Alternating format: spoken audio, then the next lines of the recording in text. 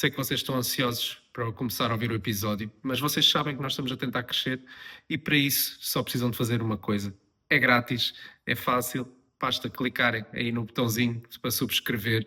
Se quiserem podem ativar os alertas, isso também pode ser, obviamente, mas ajudem-nos a promover o canal do YouTube. É uma forma que nos vai ajudar a crescer no futuro e, tal como eu disse, é grátis e é fácil. Não dá milhões, mas ajuda-nos. Malta, bora lá, vamos ouvir o episódio. Antes de continuarmos, fazer só aqui rapidamente menção às marcas que apoiam aqui o Pacesetters. Por um lado, temos a Snoop, marca de DJs e não só de nutrição desportiva.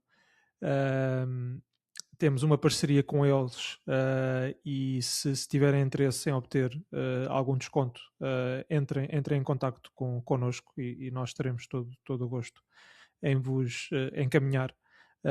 Como referi, Jais recentemente também lançaram um isotónico, portanto têm aqui uma excelente opção para a vossa nutrição desportiva. Por outro lado, temos também o apoio da marca Pace Beer, uma cerveja que é desenhada e orientada para atletas, uma cerveja sem álcool, com a adição também de alguns eletrólitos que estão orientados à performance. Com a Pace Beer temos um código de desconto Pace Setters 10,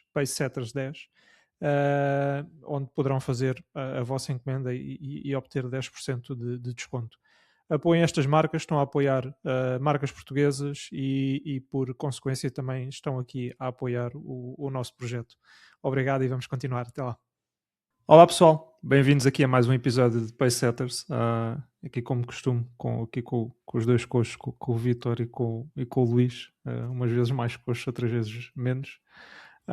Hoje contamos aqui com o Roberto, quiçá se calhar o ouvinte mais atento do podcast, ou talvez o que nos dá mais feedback.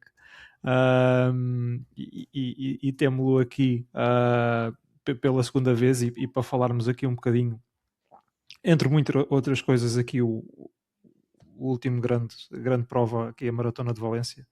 Roberto, uma vez mais, bem-vindo aqui ao nosso espaço. Obrigado. O Roberto parece sempre aquela terceira pessoa no nosso podcast. Mas é em off, não é em on. Não, pá, olha, obrigado eu pelo convite, para eu estar aqui presente mais uma vez. Acho que me juntei a um grupo muito restrito de figuras, de atletas e não só, que passam pela aqui a segunda vez. E pronto, é verdade. É verdade. É já, e também, se não me engano, a terceira pessoa que está aqui a segunda vez. Pronto, e eu, em minha defesa, eu acabo por ouvir muitos podcasts, também fruto de passar algumas horas por semana no carro, podcasts de desporto e não só, e pronto, e de 2 em 2 semanas acabo por ter lá a vossa notificação, e se não for no próprio dia, porque às vezes tenho ali algum em espera, pelo menos durante essa semana acabo por ouvir o podcast. Luís, eu acho que acabávamos já o episódio, porque o Roberto está a dizer que há podcasts mais importantes que o nosso, não é? Portanto, é isso, ok. Não é ser mais importantes, mas normalmente, às vezes, alguns podcasts saem ao final da semana, etc. E pronto, e depois acabo por ter ali a lista, e aquilo acaba um, começa o outro. Finalmente não gosto de deixar os podcasts a meio para passar para outros. Eu às vezes com os livros acabo por fazer isso. Eu estou agora para ir a meio de 3 ou 4 livros, começo a ler um, depois surge ali um fixe, pego naquele. tenho que ver se surge. Eu tenho 2 a meio, filmes a meio, séries a meio. Experimentem ter filhos. É maravilhoso para estas coisas todas. Fica tudo a meio. E acho que depois também acaba por ser interessante. Também às vezes podemos fazer aqui um bocadinho de conversa, não é? Sobre aquilo que se falou ou não, porque às vezes há pessoas que também estão um bocado dentro do tema, outras vezes não. A malta não tem noção, desculpa ter-te interrompido, Roberto. Malta não tem noção a quantidade de episódios que já se podiam ter feito só de conversas pós-episódios em que tivemos eu, o Luís e o Roberto. Pá, às vezes conversas incríveis que davam autênticos episódios. Sim, exatamente. Eu ainda outro dia estava a dizer não gasto já isso tudo que fica bom para o episódio. Olha, e como estava a dizer, pronto, aqui uma. Nós já te queríamos ter cá outra vez e agora aqui uma desculpa, quase uma desculpa, foi aqui a prova que fizeste em Valência há 2 semanas e pouco. Mas antes, se calhar, até era interessante, porque isto nem tudo são rosas, não é? Há o bom e o mau. Até se podíamos falar um bocadinho, eu já passei por isso, o Vítor também já passou em parte. Tu, pelo que sei, inicialmente eras para fazer Valência no ano anterior, certo? Em 2024, Exatamente, mas sim. também surgiu aí uma lesão pelo caminho. Na altura, o que é que se passou? Eu lembro-me que começaste a treinar, mas depois Ah, surgiu aí uns quantos toques e não deu mesmo para continuar, não foi? Uma coisa no pé, pelo que me lembro. exatamente, sim. Eu tinha estado aqui com vocês a seguir a Sevilha 2024. Yeah. Pronto, depois já ali na altura de março, se não me engano, ou seja, sei que aquela fase final da época até junho, julho. Depois fui de férias, também férias esportivas, e voltei agosto, setembro, com o objetivo de fazer a Valência 2024. Aconteceu que depois ali durante o início da preparação, ainda numa fase de base de início da época, não propriamente de carga para a maratona, comecei a ter ali inícios de fascite plantar no pé direito. Eu já tinha tido isto antes da preparação para Sevilha 2023, uma pequena fascite plantar no meu pé. Pronto, e basicamente acabei por tentar tratar logo isto, ataquei logo isto no gabinete de fisioterapia no desporto. No entanto, o pé ou a faixa plantar neste caso não reagiu da mesma forma ao tratamento e tendeu a piorar. E basicamente ali em outubro, a meio de outubro de 2024, eu fiz a meia maratona da Moita. Ganhei a prova, mas literalmente acabei com o pé. Depois daí acabei por ter que fazer a ressonância magnética, etc. Já estava, para além da fascite, já estava a criar fissura na faixa plantar e pronto, tive que tomar a decisão. Na altura o Ernesto disse que também tinha parado de correr e pronto, e foi ali a decisão de parar de vez, deixar isto recuperar e pronto, e passaram-se ali 2, 3 semanas, decidi logo também cancelar a inscrição, etc, avisar a organização que não ia e tive ali se calhar mês e meio, mais ou menos, até. Foi literalmente até a altura da prova sem correr sequer, Sem correr. sem ter o pé no chão para correr, e depois estive ali mais um mês e meio em que já corria, mas ainda tinha a faixa muito encurtada, andava sempre ali a fazer os tratamentos. Não foi nada muito agradável porque agulhas e calcanhar, faixa plantar não é coisa que não combina muito. Epi é uma palavra que não combina com nada, por isso foi assim um bocado duro, mas foi, olha, faz parte e acho que da minha parte foi uma decisão, não vou dizer que foi fácil, mas foi Sim, é fácil sempre decidir, difícil, não é? mas é mais fácil decidir que não vais e pronto, e que passou e que vais recuperar do que às vezes crias ali esperança e andares umas semanas em que não treinas nem deixas de treinar e depois vais lá e só fazes é pior e em vez de uma fissura sais lá com 2 ou 3. Sim, provavelmente nem fazias bem essas e se calhar nem estavas capaz de fazer agora este ano porque a coisa se ia prolongar muito mais. Não, quer eu também eu no ano passado que era para fazer Boston também não fiz. O Vítor que também estava inscrito em Valência e a inscrição depois passou para outra certa pessoa. Sim, para quem não sabe, o Roberto correu com o dorsal não foi bem, já foi estás a pôr. Foi à pirata mesmo. Não, malta, foi mesmo seguindo todo o guia, que já agora... Por acaso eles funcionam bem nisso.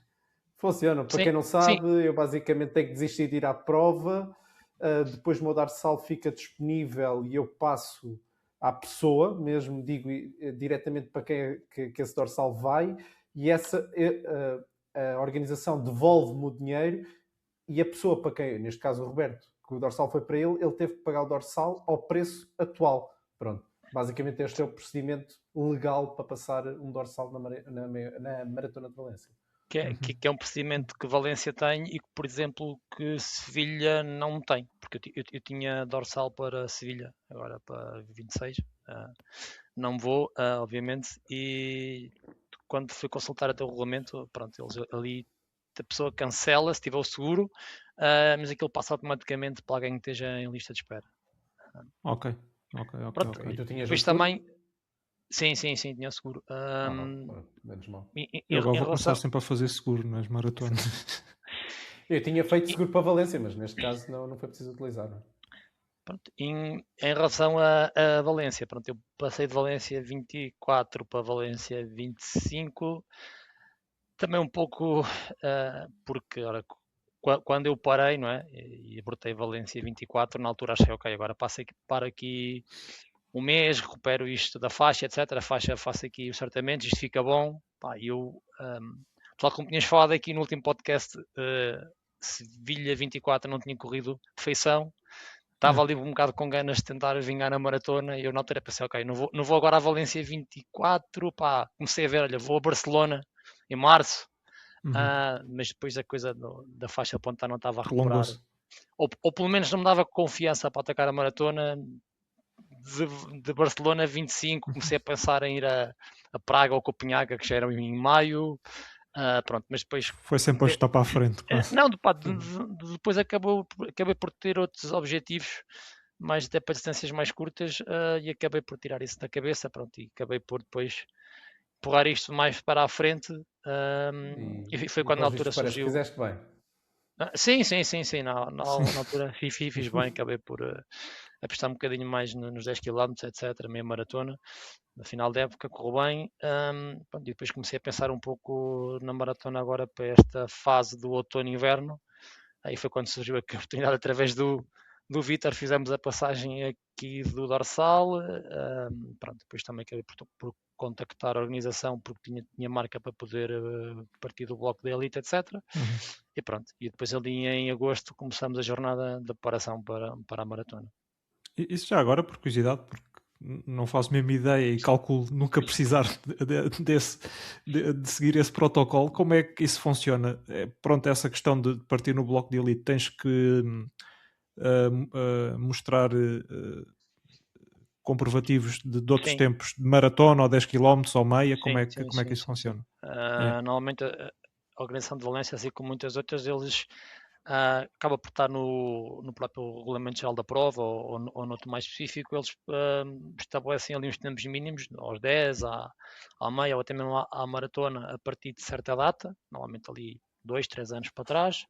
Depois o atleta tem que enviar normalmente um e-mail, ou até, eu acho que há mesmo organizações que na parte do formulário de inscrição também permitem fazer isso, e depois somos contactados. Normalmente provas com Valência há depois ali uma janela horário que eles permitem fazer isso, e acho que depois é um bocado por ordem também de solicitação. Eu lembro-me de ter recebido esses e-mails para fazer isso. Exatamente, porque eles depois também têm ali um certo limite para conseguirem acomodar os atletas.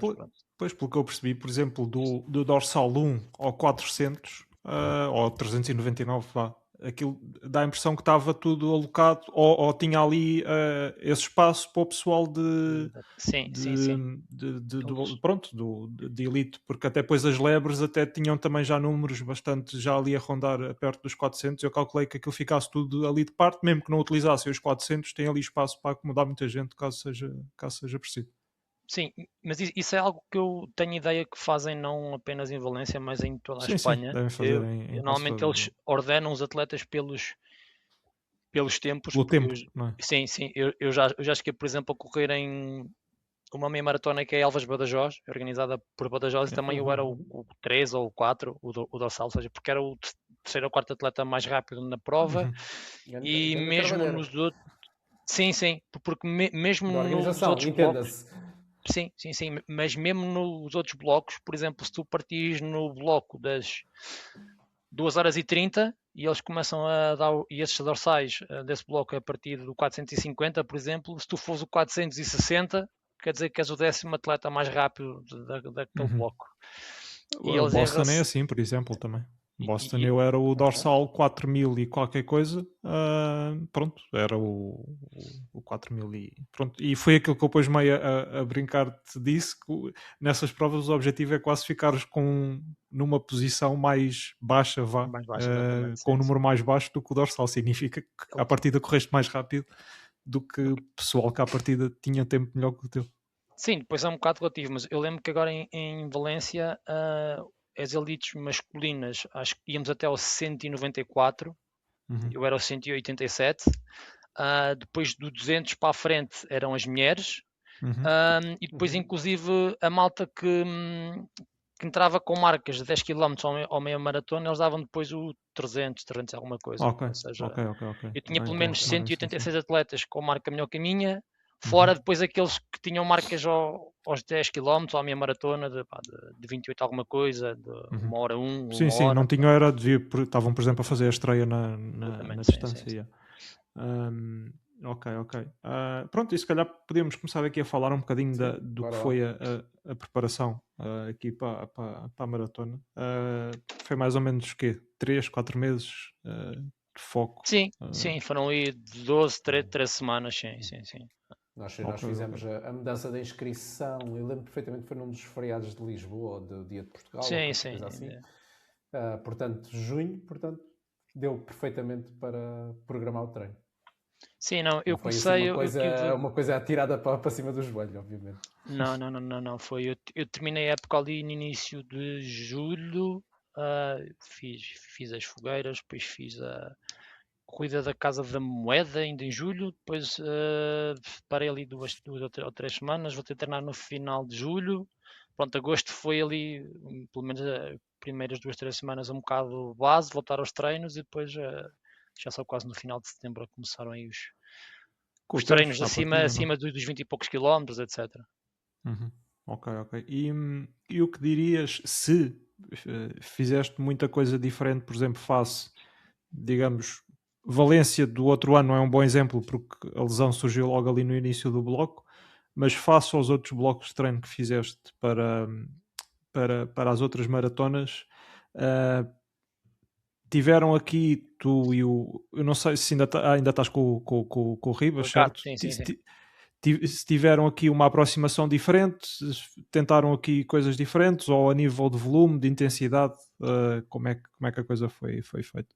A nível de volume, fiz um pouco menos, mas também porque nós procuramos aqui um pouco o equilíbrio, porque eu, desde há um ano e pouco para cá, que eu acabei por mudar o local de trabalho, então estou um pouco mais longe de casa, tenho a questão das viagens, o próprio horário de trabalho, então a nível de disponibilidade para o treino acaba por não ser tão fácil e obriga assim a mais alguma ginástica pessoal e familiar. Porque E séries, então, por exemplo, tu fazes quase sempre ao final do dia, não é? sim. Então, neste momento, eu acabo sempre por ter que treinar mais ao final do dia e acaba por ter que fazer os bidiários de manhã. Está quase ao contrário manhã do cedo. que o. Não é? Sim, mas acaba por ser aquilo que o atleta amador Sim. faz quase sempre, porque mesmo que tenhas tempo para Claro. treinar de manhã, muitas vezes não tens tempo para conseguir deslocar-te às pistas, etc. E o próprio treino de séries acaba por ser mais tempo do que o tal segundo treino do dia, que muitas vezes serve apenas para rolar. E fruto disso, e também pelo facto de eu ter que acordar bastante cedo, etc., e tens que encontrar aqui um equilíbrio entre o treino, a vida pessoal, o trabalho e o descanso. Pronto, acho que regra geral eu fazia no máximo 10 treinos por semana, ou seja, 3 bidiários no máximo, ou seja, um treino que é o chamado treino principal do dia, depois 3 bidiários durante a semana e com isso acho que a nível de volume em média andava ali entre os 150 e 160 km por semana e a semana de pico foi 180. Ok. Esta foi uma das diferenças, se calhar ligeiramente menos.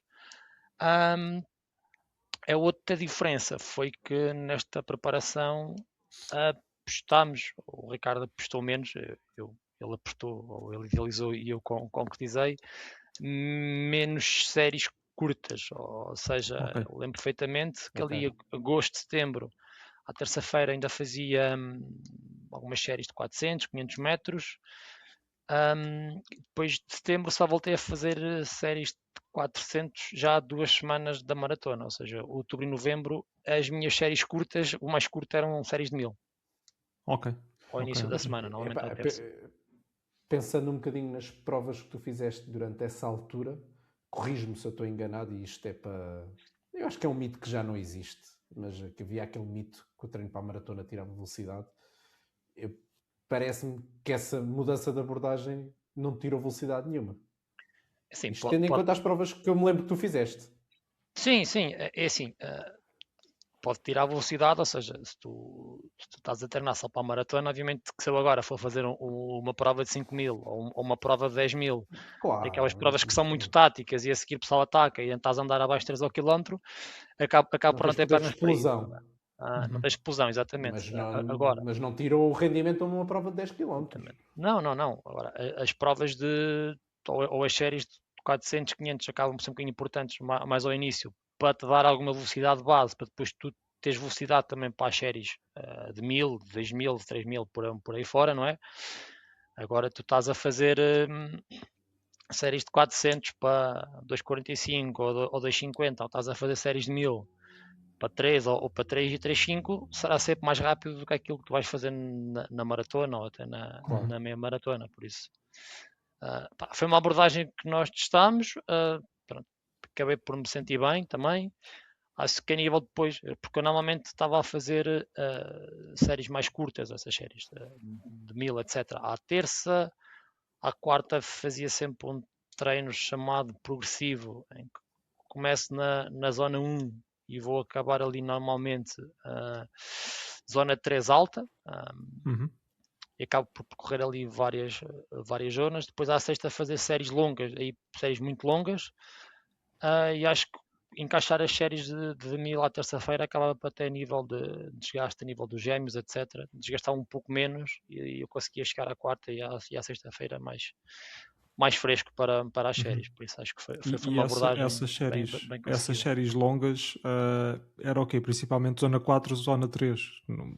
Sim, zona 3, sim, zona 3 alta, normalmente depois também. Às vezes já tocava um bocadinho na zona 4, eu também ia controlando um bocadinho com o lactato. Eu fiz um teste de lactato no final de agosto, tirámos ali muito a zona, o LT1 e o LT2, na altura estava nos 3,30 e nos 3,10. Numa primeira fase acabei depois por trabalhar muito ali em volta do LT1, empurrá-lo para a frente. Passado um mês, entrei naquela fase que chama muito a fase do maratonista, que acabamos começar a treinar muito para a maratona. A zona 1, o LT1 e o LT2 acabam por ficar muito próximos. Então o meu LT1 veio para os 3,20, o LT2 continuava ali nos 3,10, 3,8. Pronto, e as minhas séries longas acabam por ser muito em torno disso. Normalmente até quando fazia ali 3, 4 repetições, as primeiras repetições até acabavam por ser ali a ritmo um bocadinho do LT1 e depois nas últimas duas já era a ritmo do LT2. Isto era para passar muitas vezes séries a 3,20 e depois tentava ir ali 3,12, 3,10 e aí sim, via-se que o lactato disparava um bocadinho. Depois, nas últimas semanas, antes da maratona, já fazia as séries mais uniformes e já muito próximo daquilo que era o ritmo que achávamos que eu ia conseguir fazer na maratona. Sim, os 3,15, 3,16. E depois, a nível de treino longo, ao domingo, fazias muito, eu acho que, pelo que eu me lembro de ver no Strava, ia variando, mas costumavas mais fazer um treino longo contínuo, sempre mais ou menos a um ritmo pronto, que tinham idealizado, ou também trabalhavas muito com treinos longos progressivos? Mais no longo progressivo, sim. Normalmente ali os primeiros 8, 10 km mais tranquilos, depois começava ali por blocos, 3,50, 3,40 e normalmente depende também depois qual é que fosse a extensão do treino, tentava acabar ali já nos 3,20 ou até 1 ou 2 segundos abaixo. Isto, pronto, a não ser que fosse um treino em que tinha um desgaste de semana muito grande e nessa semana acabava por, olha, isto hoje não dá para... Não dá mais. Não está a dar e acaba por fazer uma Já coisa agora- menos progressiva e mais constante às vezes. Uhum. E já agora, sim, só diz-me. pegando por aí, para as pessoas, para o pessoal que está a pensar fazer uma maratona, perceber quantas semanas ou quantas vezes é que tu sentiste ao longo desses 3, 4 meses que abusaste durante a semana, te sentiste demasiado cansado? E a resposta, não me digas a resposta sempre, não é? Não, olha, acho que em relação a isso, à parte do cansaço, pronto, isto faz um bocado parte, né, do tempo da maratona. Tu sabes Claro, também claro, trabalhar um claro. bocadinho sobre a parte do cansaço, e até porque, olha, eu acabei por fazer acabo por treinar muitas vezes sozinho durante a semana, mas pelo menos ao fim de semana consigo muitas vezes treinar com a ajuda do Bruno e do Avelino. Pronto, e acabam-me tentar às vezes encaixar o Tu também treino. ao ritmo que corres, desculpa interromper, também não consegues ajuda de muito Não mais consigo, gente. Exato. Mesmo que eu quisesse, só se fosse bicicleta. acabamos por conseguir conciliar, ou seja, se eu vou fazer 35, eles vão fazer 25 ou 26, se calhar os meus primeiros 25, 26 km acabam por coincidir com eles, não é? Mas Uhum. depois ali os últimos Isso é 8 ou fixe. 10 acabas por ir sozinho, e às vezes, ou mesmo nas séries, né? Eu, por acaso consegui uma vez consegui a ajuda do Bruno para as séries, mas eram 4 vezes 6 mil, ele só fez as duas primeiras. Obviamente ninguém vai fazer 4 séries 6 mil só porque sim, né? Ele depois, e depois fiquei as duas últimas na pista lá no Jamor, como eu costumo dizer, esse treino, tipo, houve duas levas de malta a chegar à pista e eu E este apanhei as embora. duas, exatamente. Pronto, mas isso faz parte. Tu também trabalhas ali um bocadinho a fase de tu ficar sozinho, de não ter ninguém, porque Sim, na psicológico. maratona, Sim, na claro. maratona da altura tu vais ficar sozinho também e não vais ter ninguém para te ajudar, e acho que essa parte psicológica também se treina um bocadinho nos treinos, sejam eles das séries ou de treino longo, por isso faz parte. Quanto a essa parte de realmente não dar, eu nesta preparação acho que houve apenas de uma semana em que eu sentia mesmo isso, e até foi uma semana em que eu. Pá, isto foi uma situação caricata, que foi, ia fazer as séries longas à sexta, tinha estado uma tempestade danada, fiz o aquecimento na pista, aqui em Mafra, e os holofotes não ligaram, porque o quadro elétrico tinha basicamente tinha ido ao ar. Passei as séries para sábado, sábado de manhã cheguei à pista e ia começar a despir-me, caiu uma carga de água brutal, estava mesmo um vendaval descomunal, que eu tipo mesmo disse, não vou meter aqui debaixo, senão vou congelar nas séries. Queria fazer as séries só à tarde, teve ali uma aberta, pronto, fazes séries longas à sábado à tarde, vais fazer o longo no domingo de manhã, Para fazer pronto, o domingo, está bem. aí não, Tá. aí tive que fazer o tal treino mais linear, pronto, dessa vez tinha as pernas mesmo a arder. De resto, acho que a preparação não tive assim nenhum momento, e até estava à espera disso, porque acho que faz parte, né? São muitas semanas, muitas séries longas, Sim. a vida pessoal também e profissional continua a rolar, tens uma semana mais de trabalho, dormiste mal, etc. Chegas ali e acabas por o treino não sai, ou acabas por não fazer o treino todo, ou reajustas. E eu desta vez isso não aconteceu. Achei que isso ia acontecer nessas tais 4 de 6 mil, porque até era um treino que eu não estava a contar, porque das preparações anteriores, normalmente a seguir às 3 vezes 6 mil, vinham as 2 vezes 8, e dessa vez aparece-me na aplicação 4 vezes 6, até mandei uma mensagem ao Ricardo e disse, quando eu acho que não me vais surpreender mais, ele disse-me, olha, esse é um treino que nesse dia tens que acordar bem disposto. Pronto, está bem. Tá bem. Mas eu lembro-me inclusive de estar a fazer esse treino. Pronto, o Bruno, como eu disse, estava comigo as duas primeiras, e foi impecável. Acho que desses 12 km que ele fez comigo, dessas 30 voltas, eu puxei 1 km para aí.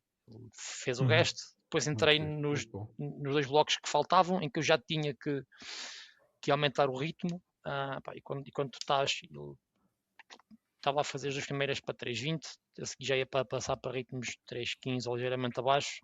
Quando passas 3,20 para 3,15, isso à volta já tens de tirar 2 segundos, o que já é bastante, sobretudo quando já tens 12 km nas pernas. Lembro perfeitamente de fazer essa terceira série, que era a primeira sozinho, o ritmo estava a sair, mas já tinha as pernas muito queimadas, já estava a pensar, ok, que se já estou assim agora, a quarta vai ser daquelas que rapidamente as séries de 6.000 vão passar para 3.000 ou 4.000, isto vai ficar feito, porque estou desfeito. No entanto, quando comecei essa quarta série, pá, incrivelmente estava-me a sentir bem, pá, depois também fiz ali a parte da alimentação ou da suplementação e da hidratação, a coisa começou a sair, pá, tem 2 km, tem 3, tem 4 km, pronto, faltam 5 voltas.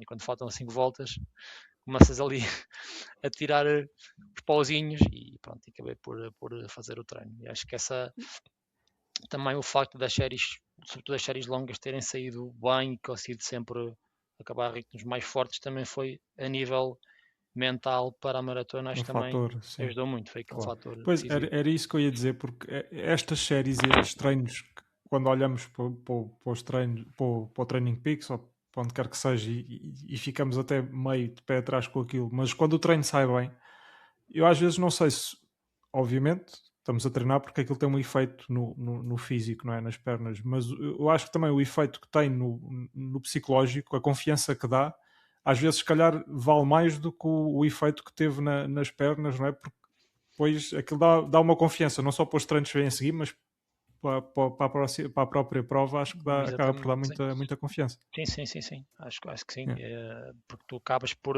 Começas a acumular volume, estás mais cansado. E neste caso, as séries, lá está, as últimas eram mais rápidas do que as primeiras eram mais confortáveis. E o facto de tu conseguires fazer essa velocidade e aguentares e cumprires aquilo que estava preconizado, dá-te muita confiança, não é? Aliado a isso, eu também ia.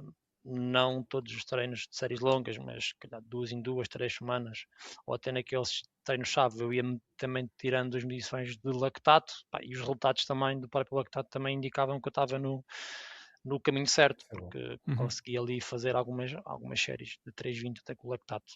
Pá, nos dois, praticamente sem mexer, não das subiu primeiras quase, vezes, sim, das primeiras vezes ali, das séries longas, pá, acabava ali 3,13, 3,15, já começava a disparar já para os 4 alguma coisa, mas depois à medida que fui caminhando ali para o ritmo maratona, para os 3,15, pá, lembro de acabar 3,15, 3,14, o lactato andar ali nos 3,1, 3,3, ou seja, estava sempre dentro daquele intervalo dos 2, 4 milimoles por litro, o que era um bom indicador porque mostrava nitidamente que eu estava dentro da zona 3, a pulsação também 160 e poucos, ou seja, o treino estava a ser efetivamente em zona 3, estava a treinar a zona do threshold e pronto, eu acabava bem e a nível da parte fisiológica daquilo que é a concentração de lactato também estava dentro daquilo que Sim, era os indicadores pedido. estavam lá todos. Yeah. Sim. Olha, e tu ainda agora, quando estávamos a falar aqui deste treino, falaste também da questão da nutrição. Eu não sei se em outras preparações já tinhas tido algum tipo de acompanhamento nutricionista ou não, mas pelo que sei agora neste tiveste. O que é que mudaste, não só estávamos aqui a falar especificamente às vezes nutrição em treinos, especialmente em treinos longos e séries longas, mas também na nutrição do dia a dia, especialmente acredito que também foi dada muita importância, por exemplo, ao jantar pré-treino longo. Como é que o que é que mudou e o que é que achaste que correu bem aqui na questão da nutrição agora também nestes meses da prova? E depois, obviamente, há aqui a questão da componente na nutrição no dia de prova, mas isso depois já podemos lá ir mais à frente. Sim, para esta preparação também abordei as coisas de uma forma um bocadinho mais metódica e mais profissional, digamos assim, porque cheguei à conclusão, eu e o Ricardo, que também a nível da suplementação poderíamos ter que gastar alguma coisa, podíamos estar a falhar um bocadinho nisso, e felizmente consegui juntar o último ao agradável, porque como e a público estou a ser apoiado por uma marca portuguesa de suplementação, pela Snoop, a qual também vocês já tiveram aqui Sim, e nós também estamos a ser, nós aqui o podcast estão a também ser, somos. exatamente. E então, junto dessa parceria, ou desse patrocínio que efetuei com a Snoop, também surgiu a oportunidade de trabalhar com a Patrícia Carreira, e então ela, a nível da parte nutricional, ela fez-me aqui o acompanhamento. Pronto.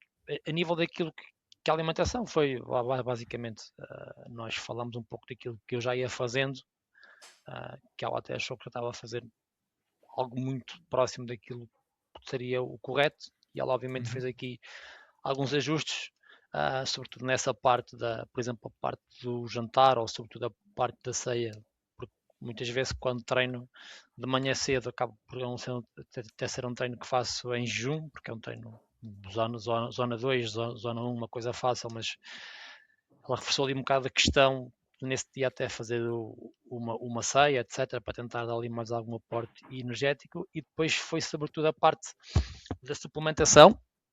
Eu nesta preparação introduzi a creatina, que era um suplemento que eu nunca tinha feito, e nós experimentamos desta vez. Estava a fazer ali 3 gramas de proteína por dia, de manhã. Pronto, isto também vem um bocadinho agora com a conversa. Creatina. Sim, certo, creatina, sim. Um bocadinho em concordância com a conversa que estávamos a ter há pouco, só como é que tínhamos sentido nos treinos, etc.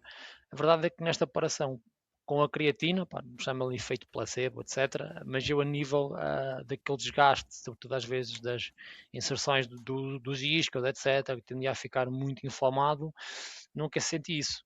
E acho que fruto um bocadinho disso também, naquelas séries mais longas, nos treinos longos, nunca sentia os gêmeos já ali a picar, ou começar já aquela sensação de ardor às vezes, de começar a agarrar. Nunca senti muito isso. Pronto, foi a questão da creatina. E depois, para além disso, tentamos desde muito cedo também acertar a parte da suplementação intraprova. Isso começou um bocadinho desde cedo a procurarmos pensar o que é que íamos fazer no dia da prova. Estabelecemos ali a questão das 180 gramas de hidratos de carbono, o que ia dar sensivelmente ali 77 gramas por hora, um pouco mais do que 1 grama por quilo. E começamos desde cedo a testar isso, sobretudo nos treinos longos e também nas 2 provas de preparação que fiz, que foram duas meias. Depois aí tentei desde cedo nos treinos replicar aquilo que ia depois fazer na maratona. Pronto. Obviamente, se o treino for só de 30 km ou 34, terminava ali no gel dos 30 km, etc. Mas consoante os quilómetros do treino, ia replicando aquilo que ia fazer. E por curiosidade, gel com creatina, gel com cafeína, ou dás-te bem com café? Sem, pronto. Eu também. O Vitor dá-se bem. Sou é que sou time de gel com cafeína, ok. Pelo menos o meu estômago nunca se revolta muito com cafeína. Não. Isto também, acabamos também por testar isto um bocadinho também nas provas, porque pronto, e posso também contar um bocadinho a história. Por exemplo, nós se calhar, eu falo por experiência própria, se calhar, por exemplo, numa meia, tomava 1 ou 2 géis, por exemplo, tomando 2, normalmente associava sempre ali muito aos 10 e aos 15 km, por exemplo. Para ter sido as coisas um bocadinho de uma outra forma, em que se calhar fazia sentido, e testei isso 2 vezes, tomar aos 5 e um pouco antes dos 15. E na altura foi um bocadinho porque tem a ver às vezes com o tempo que se passa desde muitas vezes o pequeno almoço para o início da prova. Em que, por exemplo, enquanto nós, quando é um treino longo, se calhar tomas o pequeno almoço e depois tomas o pequeno almoço, vestes, fazes as tuas coisas, as tuas rotinas pré-treino, pegas no carro, até se não seja de porta de casa, fazes 10, 20 minutos, meia hora até o local, iniciaste o treino longo e inicias, e se calhar desde o pequeno almoço até o início do treino passou 1 hora e pouco. Quando vais a uma prova, e por exemplo eu fiz a minha maratona de Abrantes, por exemplo, eu fiz por chegar ao local da prova 1 hora antes, 1 hora e 10 antes, de casa lá é mais 1 hora e 10, pelo menos, ou seja, quando a prova começou, já estás a começar a ficar com fome quase. Já foi há 3 horas. Então, se calhar ali é importante tu logo no início da prova fazeres um gel. Pronto, e isso depois no dia da maratona acaba por ser um bocadinho igual, não é? Tu também tomas o pequeno almoço muito cedo, tens de deslocar para a prova, queres sempre chegar com algum tempo de antecedência, porque tens diversos fatores que tu queres tentar evitar, das filas para isto, para aquilo. Sim, atrasos, qualquer coisa. Tempo, pronto. Então, tentando deixar aqui um bocadinho isto, e inclusive, por exemplo, no dia da prova, tomei logo um gel aos 5, mas depois já voltei a tomar o segundo gel aos 15. Saltei ali o gel dos 10, por exemplo. Só para dar ali aquela chega Sim, inicial. sim. Sim, E, sim, ba- e sim. basicamente acabou por ser isto, foi aqui o Parece ajuste que da resultou. parte. Sim, sim, sim, sim. Não, e depois nós íamos também, íamos falando um bocadinho sobre isso e eu comecei a perceber desde o início que a nível daquela sensação de energia que acabou por não ter ali os picos, mas ter uma sensação sempre muito constante. Pronto, e foi essa depois a metodologia que acabamos por levar para o dia da prova. Ok. Pronto, e para além disso, quando falamos aqui das 180 gramas ao longo das 2 horas e 18, ou quase, já falamos perto de 80 gramas por hora, também é algo que não se pode fazer assim de ânimo leve, né? Tem que também que se testar, começar a habituar sobretudo a parte do estômago, porque acaba por ser, sobretudo os últimos géis, acabam por já ter uma função mais difícil. Sei que a malta do trail já vai falando muito nas 90 ou 120 gramas por hora, o pessoal do ciclismo já faz isso com alguma regularidade, Sim, o mas na pessoal do estrada... triatlo, No triatlo também. mas Sim, na bicicleta acredito que seja um bocadinho mais fácil de meter mais, exatamente. mais hidratos. É não é? mais fácil, a malta do trail também aproveita ali aqueles momentos mais. Eu sei que o pessoal de elite acaba por não parar nos abastecimentos, etc., mas acabam por ter sempre aquelas zonas de subida, zonas mais técnicas, em que tu vais num ritmo muito mais lento, torna-se E sempre aproveitam mais essa altura fácil. para meter. Exatamente. Tudo que Na meta muito estrada, impacto vai estragar-te a digestão. sim, nós na estrada acabas por ir sempre a um ritmo mais alto e depois acabas por ter sempre muito mais impacto, né? E o teu estômago também Claro. vai sempre ali com muito mais impacto. Acredito que a parte de distância é sempre mais difícil. Por isso é que também Sim. desde cedo procuramos aqui tentar encharcar-me de geis, na verdade, para tentar habituar o estômago. Para ver o limite, quase. Exatamente, sim. Olha, e antes de irmos então aqui mesmo depois à prova e ao dia de prova, aqui só tocar noutro tópico também, a meu ver, bastante interessante, que é aqui a questão de reforço muscular. Foi uma coisa que também foi sempre uma constante ao longo destas semanas. O que é que procuravas fazer? Quantas vezes por semana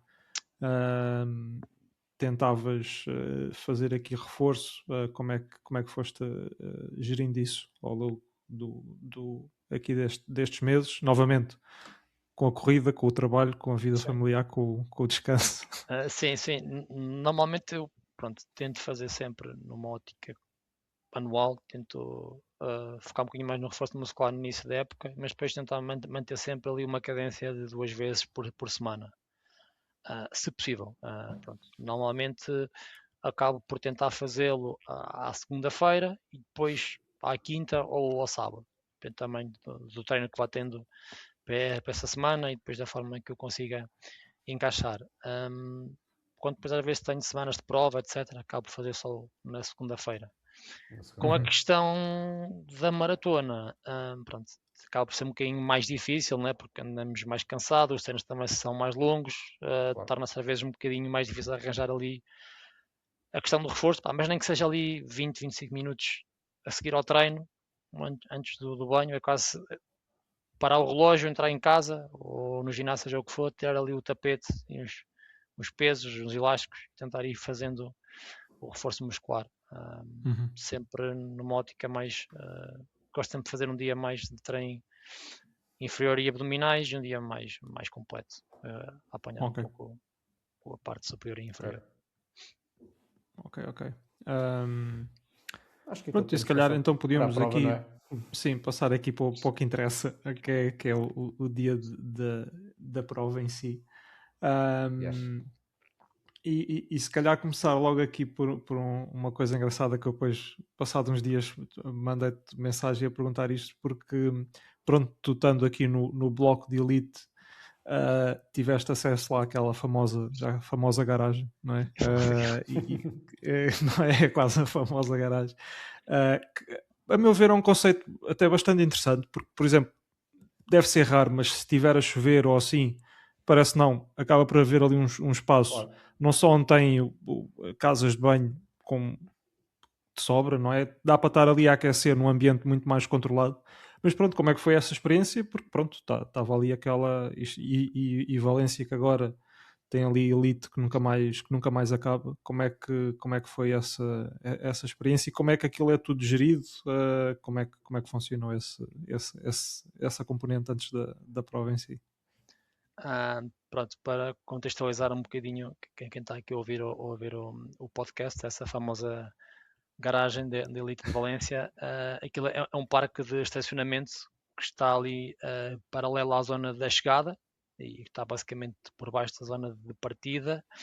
É um parque de estacionamento assim bastante alongado e aquilo que a organização faz é nas boxes de estacionamento laterais, eles acabam por fechar as boxes, ou seja, colocam ali Tipo uns umas estruturas, cubículozinhos, não é? sim, Sim. colocam umas estruturas de peladura e criam ali uns cubículos ao longo das laterais e depois aquela zona de circulação dos carros e a zona de estacionamento central funciona como zona de aquecimento.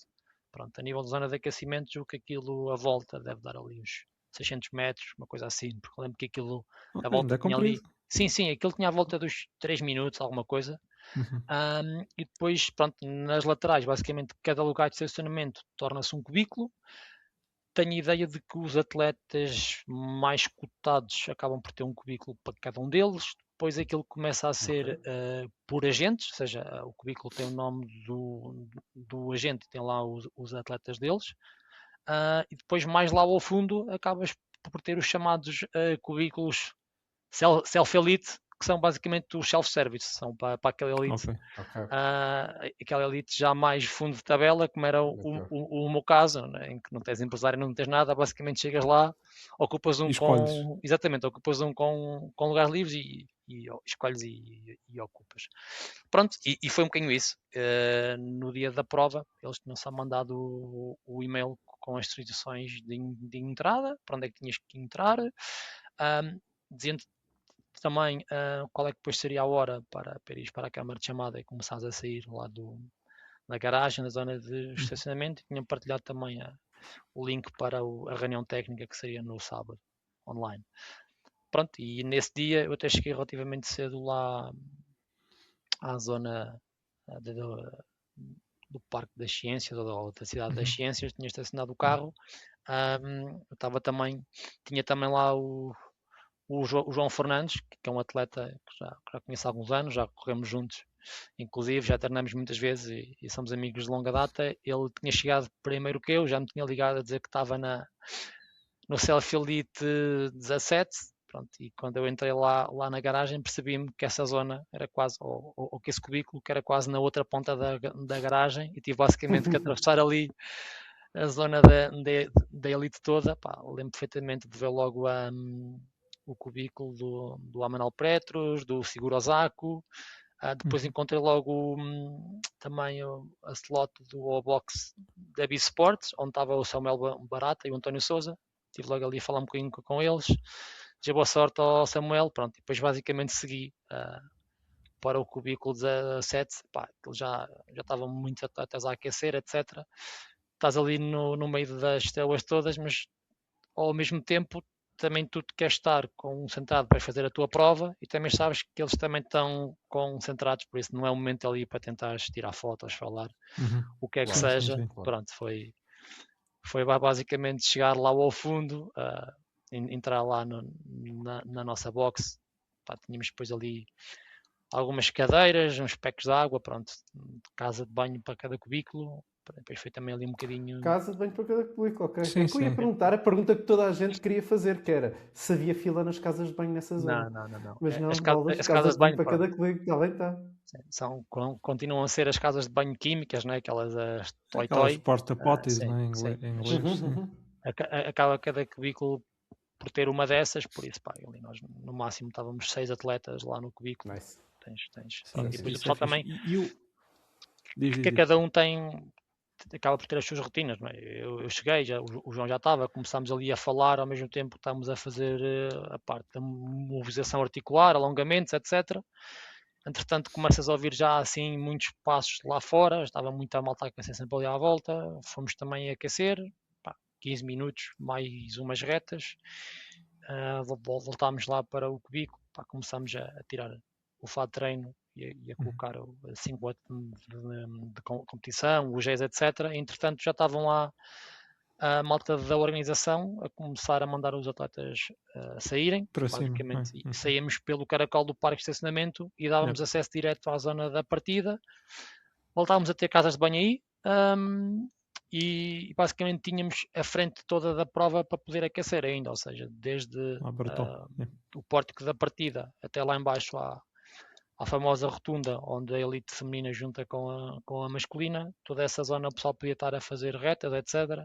Aí sim, ainda tinhas mais noção dos atletas todos que estavam, porque o pessoal acaba por fazer uma reta para a frente e outra reta para trás. Cruzas com muita Sim, gente, não é? cruzas. Lembro-me perfeitamente de me cruzar com o Alexiedo, o triatlo, pronto. E muita outra malta que tu estás a fazer quase as retas já com a cabeça de lado a ver porque é que estás a passar. O que é que está a passar? Sim. E eu isto não sei se será uma das razões porque Valência tem crescido tanto nos últimos tempos, especialmente na elite e nos tempos que tem. Eu acho que lá correu-se já o quê? 2h02, se não me engano. Sim, 2h02. Porque acho que as outras maratonas, especialmente as majors, também dão muitas condições aos atletas, especialmente de elite. Mas aqui Valência também parece ter especial cuidado com isso. E acredito que isso seja uma das razões porque cada vez mais vai muito pessoal rápido lá correr.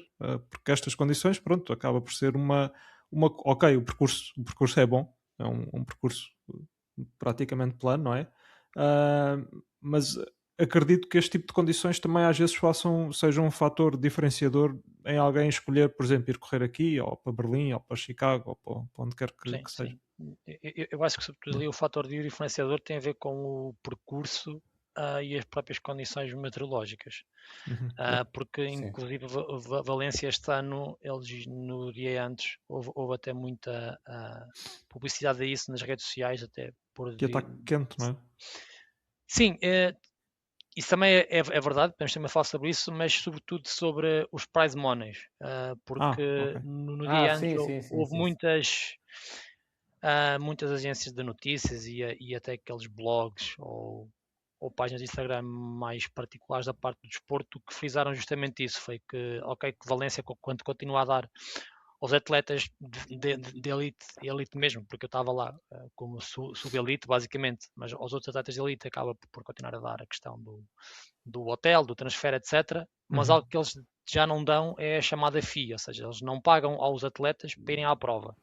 Aquilo que eles dão é uma tabela de prémios um bocadinho melhorada, mais interessante, para eles quererem ir lá. Ou seja, obviamente que há o prémio para o recorde do mundo, que acho que até é o CEO do Mercadona que está a querer financiar esse recorde do mundo, acho que anunciava ali 1 milhão de euros, mas depois ali para os 15 ou 20 primeiros, a tabela de prémios em função do tempo que se faz, foi ali bastante aumentada, ou seja, isso no fundo é ali uma chega para os atletas em que ok, tu vens cá, és 10º, mas fazes 2h08, leva X, se fizeres 2h07 já levas mais uns milhares de euros, se fizeres 2h06 é um bocadinho mais, ou seja, isso é um incentivo para os atletas de que o percurso é rápido, as condições climatéricas normalmente são boas e propícias, e para além disso, quanto mais rápido tu corres, mais dinheiro levas no bolso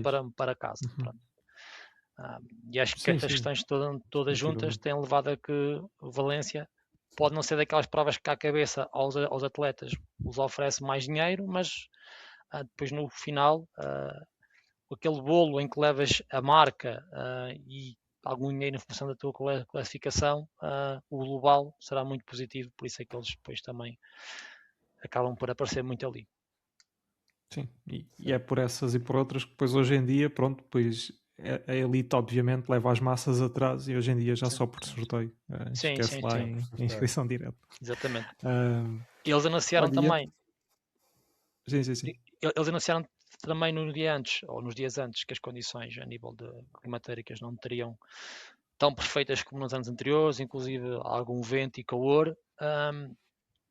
Sinceramente, da minha parte, essa questão do calor não se sentiu, mas também lá está, a prova tem muitas vagas de partida, a elite e o primeiro bloco nós partimos às 8h15, e por exemplo a malta que vai para as 4 horas, esse bloco já só parte às 9h30, ou seja, 9h30 mais 4 horas já vais acabar à 1h30. A malta da elite, muitas delas acabaram entre as 10h15 e as 10h30. Não é? Ou seja, o calor efetivamente começou a sentir foi mais pela hora de almoço, Depois, durante a tarde, sim, estava ali uma tarde de primavera-verão, ou seja, essa questão do calor, que tenha sido mais para a malta das 3 horas e muito, 4 horas, 5 horas, da parte de elite o calor não sentiu. Acho que o sol, pelo menos na minha prova, só abriu já nos últimos 20 minutos. Sim. Viu-se ainda muitos atletas de elite até a correr com manguitos. Pronto, foi mais ali. Pá, Ajudou a estar uma temperatura mais amena também, de qualquer Sim, forma. sim. O mesmo vento não Tá, estava um estava vento ao sol. exagerado, não estava vento exagerado, estava ali uma brisa nas zonas mais expostas se sentia, vinda do oeste também, pronto. Chateava um bocadinho ali às vezes, mas ao mesmo tempo também refrescava um pouco, por isso da parte do calor acho que Sim, não foi e desculpa. E aliás, convenhamos os que tempos que se fizeram, viu-se que o vento acabou, as consequências sim. climatéricas que não tiveram assim grande impacto. E convenhamos, quando estamos a correr no limite, e obviamente na maratona não estamos no limite, mas dependendo da distância já podemos estar no limite, qualquer vento pode incomodar. Sim, sim, Ah, sim, sim. e fazendo aqui a piada, ainda há um mês, há pouco menos de um mês, quando foste a minha lebre ali nos descobrimentos, tu quase não devias ir a sentir o vento e eu ia à rasca.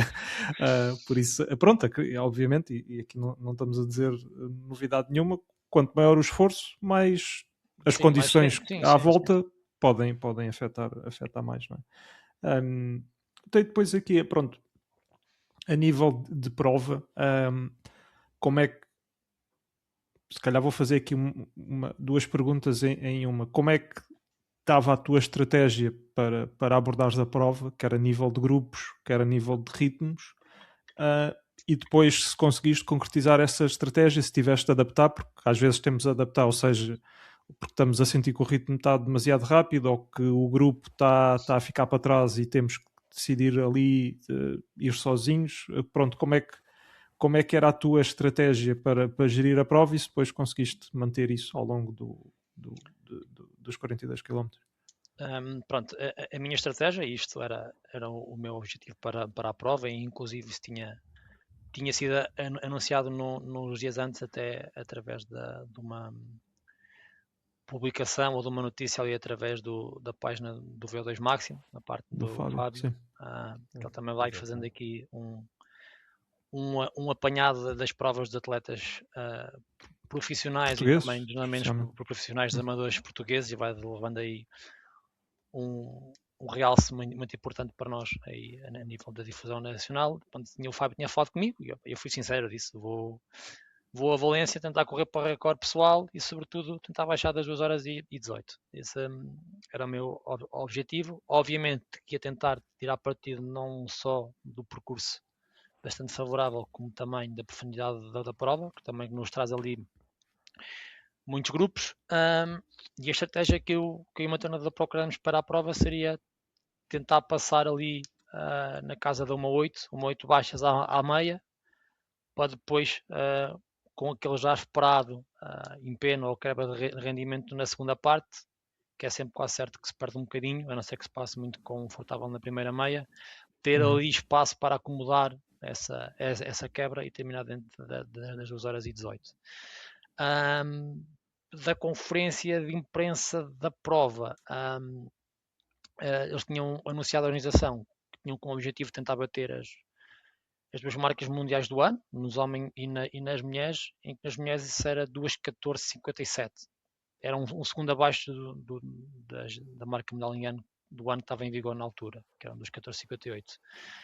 Pronto, eu percebi que o grupo das mulheres da frente seria para esquecer, e depois que o segundo grupo das mulheres, os Pacers, já seria para 2 horas e 20. Pronto, então entrei na prova mesmo a pensar que não podia contar com o grupo das mulheres. No entanto, quando a prova partiu e depois temos juntado após a rotunda a parte feminina com a masculina, eu literalmente estamos a juntar e eu estou a ver a frente feminina lado a lado comigo. Pá, eu olhei para o lado, até fiquei assim, parece quase que uma criança olhar para uma monta de doces, né? Porque estava logo ali, lado a lado, para a Mário Berizzo, o Jep Xerxir, o Jep Cosgay, e eu olhei para o relógio e eu pensei assim, bem, espera, elas não vão para 2:14 alguma coisa.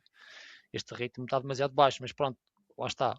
Uma coisa é aquilo que a organização quer, outra coisa é aquilo que as atletas naquele dia sentem, avaliam e elas depois encontraram ali os pacers, né? E pensei, ok, elas vão para outro ritmo. E pronto, essa questão das 2:08 baixas da passagem da meia é um ritmo de 3:13. O relógio, pronto, eu acabo por ter uma metodologia a nível do relógio em que eu corro com o relógio não com o tempo total da prova, mas num modo em que o visor só vejo quilómetro a quilómetro. Eu só vejo a distância, o tempo e o ritmo que já leva acumulado naquele quilómetro. E eu sabia, pronto, isto é o mais normal, né? A maratona, depois a nível de GPS, dá-nos sempre 300, 400 metros a mais. Eu sabia se queria rolar ali a 3:13 para passar na meia, tinha que a nível do relógio andar 3:11, 3:12 para acomodar ali um pouco a margem dele. Mais ou menos. E era mais ou menos nesse ritmo que eu queria estar. Tentei-me colar ali num grupo que depois percebi que devia ir para 2:15, 2:15 alguma coisa. Estávamos a rolar 3:09, 3:10. Deixei esse grupo e acabei por ficar num outro grupo. Esse grupo, não éramos muitos, ali aos 5 km, quando começamos a correr em direção a este, senti algum vento de frente e já ia o grupo muito esfrangalhado, já ia muito exposto, e eu comecei a perceber que ali o vento deste podia, em algumas zonas mais abertas, chatear um bocadinho, e que era muito cedo para eu começar a desgastar contra o vento. Nessa altura também percebi que o carro cronómetro da elite feminina vinha lado a lado, ou seja, vinha lado a lado comigo, basicamente, vinha ali ao meu lado, olhei duas outra vezes para trás e percebi que elas vinham 20 metros atrás de mim. E estávamos basicamente ao mesmo ritmo, porque a distância não aumentava nem diminuía, então aí tomei a decisão de vir para o grupo das mulheres, ou seja, atrasei ali um bocadinho o passo durante umas centenas de metros, corri no grupo das mulheres, meti-me ali a meio do grupo e foi a minha fase da prova que tive, porque vão os pacers, vai ali a feminina toda, depois vamos os atletas lá atrás. Escondido ali no meio, não é? Fui ali bastante escondido, o relógio até anunciava que elas estavam com o tempo projetado final 2:17:30, fui ali 2, 3 km confortáveis, mas depois ali 8, 9 km senti o grupo a começar a esticar, a minha pulsação também começou a subir um pouco, quando olhei já estava toda a gente muito espalhada, bateu, acho que foi o 9º quilómetro, já estávamos a 3:08 e foi aí quando elas efetivamente aumentaram o ritmo, pronto, e foram acabar. Depois acabei por saber também que elas aos 12 km já estavam a passar o grupo das 2:15 e foram acabar com 2:14 rasas. Pronto, foi o aumento de ritmo, basicamente metade dos atletas que íamos naquele grupo, como se diz na gíria, começámos a abrir pisca e saímos para o lado e formamos ali um outro grupo. Pronto, algumas atletas femininas também saíram desse grupo, formamos ali um grupo, podíamos estar ali se calhar 15 a 20 atletas, e foi nesse grupo que seguimos dos 10 km ou 9, 10 km para a frente. Pronto, a minha estratégia passou sempre por tentar proteger o máximo possível e também tentar apanhar o grupo, proteger do vento, etc. Mas ali dos 17, 18 km para a frente começou a haver ali alguma falta de capacidade de ajudar no grupo, e nessa altura também senti a necessidade, também até por uma questão de solidariedade e justiça com os outros atletas, de passar eu para a frente. Eu lembro que ali entre os 19 e a passagem à meia já ia eu puxar o grupo. Após a meia, o grupo quebrou bastante, ficou muita gente para trás, e ali a partir dos 20 e poucos quilómetros, eu sei porque depois eu cruzei-me com a minha mulher pela última vez, aos 25, 26, ela até filmou, já só íamos 3 atletas. Íamos 3 atletas, eram um atleta alemão e um francês, já saímos os 3, e basicamente ali dos 20 e poucos quilómetros até final, o nosso grupo acabou por ser basicamente este. Fomos nós os 3 e depois acho que no máximo o grupo chegou a ter 5 atletas, mas em que esses 5 atletas basicamente éramos nós os 3, algum atleta que depois vinha atrás e se juntava a nós, e sobretudo aqueles atletas que tinham partido mais fortes. Depois a coisa da prova não discorreu como eles queriam e acabaram por empenar e acabaram por ser apanhados por nós.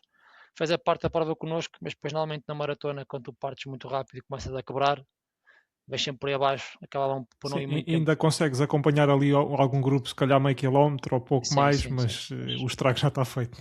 Acabou por ser isso. Acabamos ainda por apanhar um atleta que passou. Pronto, depois acabei por não só pelo facto de que a elite nós estávamos a correr não com um dorsal, mas com 2, tínhamos o sala à frente e atrás. Isso também às vezes facilitava um bocadinho os nomes, etc., quando querias falar ou pedir para alguém puxar. Mas depois também deu para, no final da prova, através das fotos, ver os números e ver o que a malta tinha feito. Ainda apanhámos um atleta que ia para 2:13, ainda foi algum tempo connosco, mas depois também não ficou muito tempo. Arrebentou. Então basicamente foi basicamente eu, o Fabien e o Tribot, acho que era assim que ele chamava, o francês. Ficamos por fazer grande parte depois da segunda parte dos 3, pronto, a ir dividindo as despesas dentro depois daquilo que era a disponibilidade de cada um. É certo, cada altura, sim. Sim, mas aquela depois ali, se calhar, nos últimos 20 km, 6, 7, 8 km a cada um, acabamos por ter que ir na frente, e depois ali, entre os 30 e os 35, foi a fase mais difícil da prova, não só porque acaba por ser aquela zona. Também o percurso é mais chato aí nessa parte. Sim. Acaba por ser ali uma gestão de 3 fatores. O primeiro deles é sempre aquela parte que é os tais quilómetros onde aparece o homem da marreta ou o muro, não é?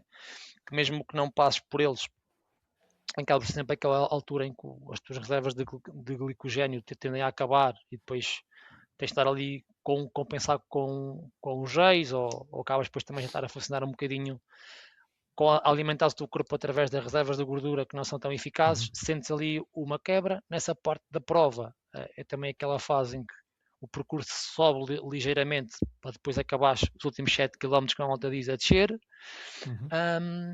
E nesse dia, para infortúnio dos atletas, como já tinha dito, havia algum vento vindo do oeste. Essa fase dos 30 para os 35 também estás a correr em direção ao oeste, estás ali com algum vento de sentes mais. Essa parte acabou por ser a parte mais difícil e até inclusive foi o meu pior parcial de 5 km, foi aí, fiz 16:42.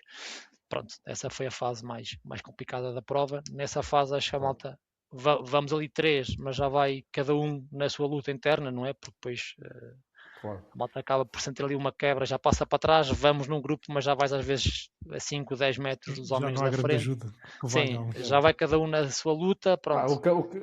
Ter um atleta no campo visual já não é mau.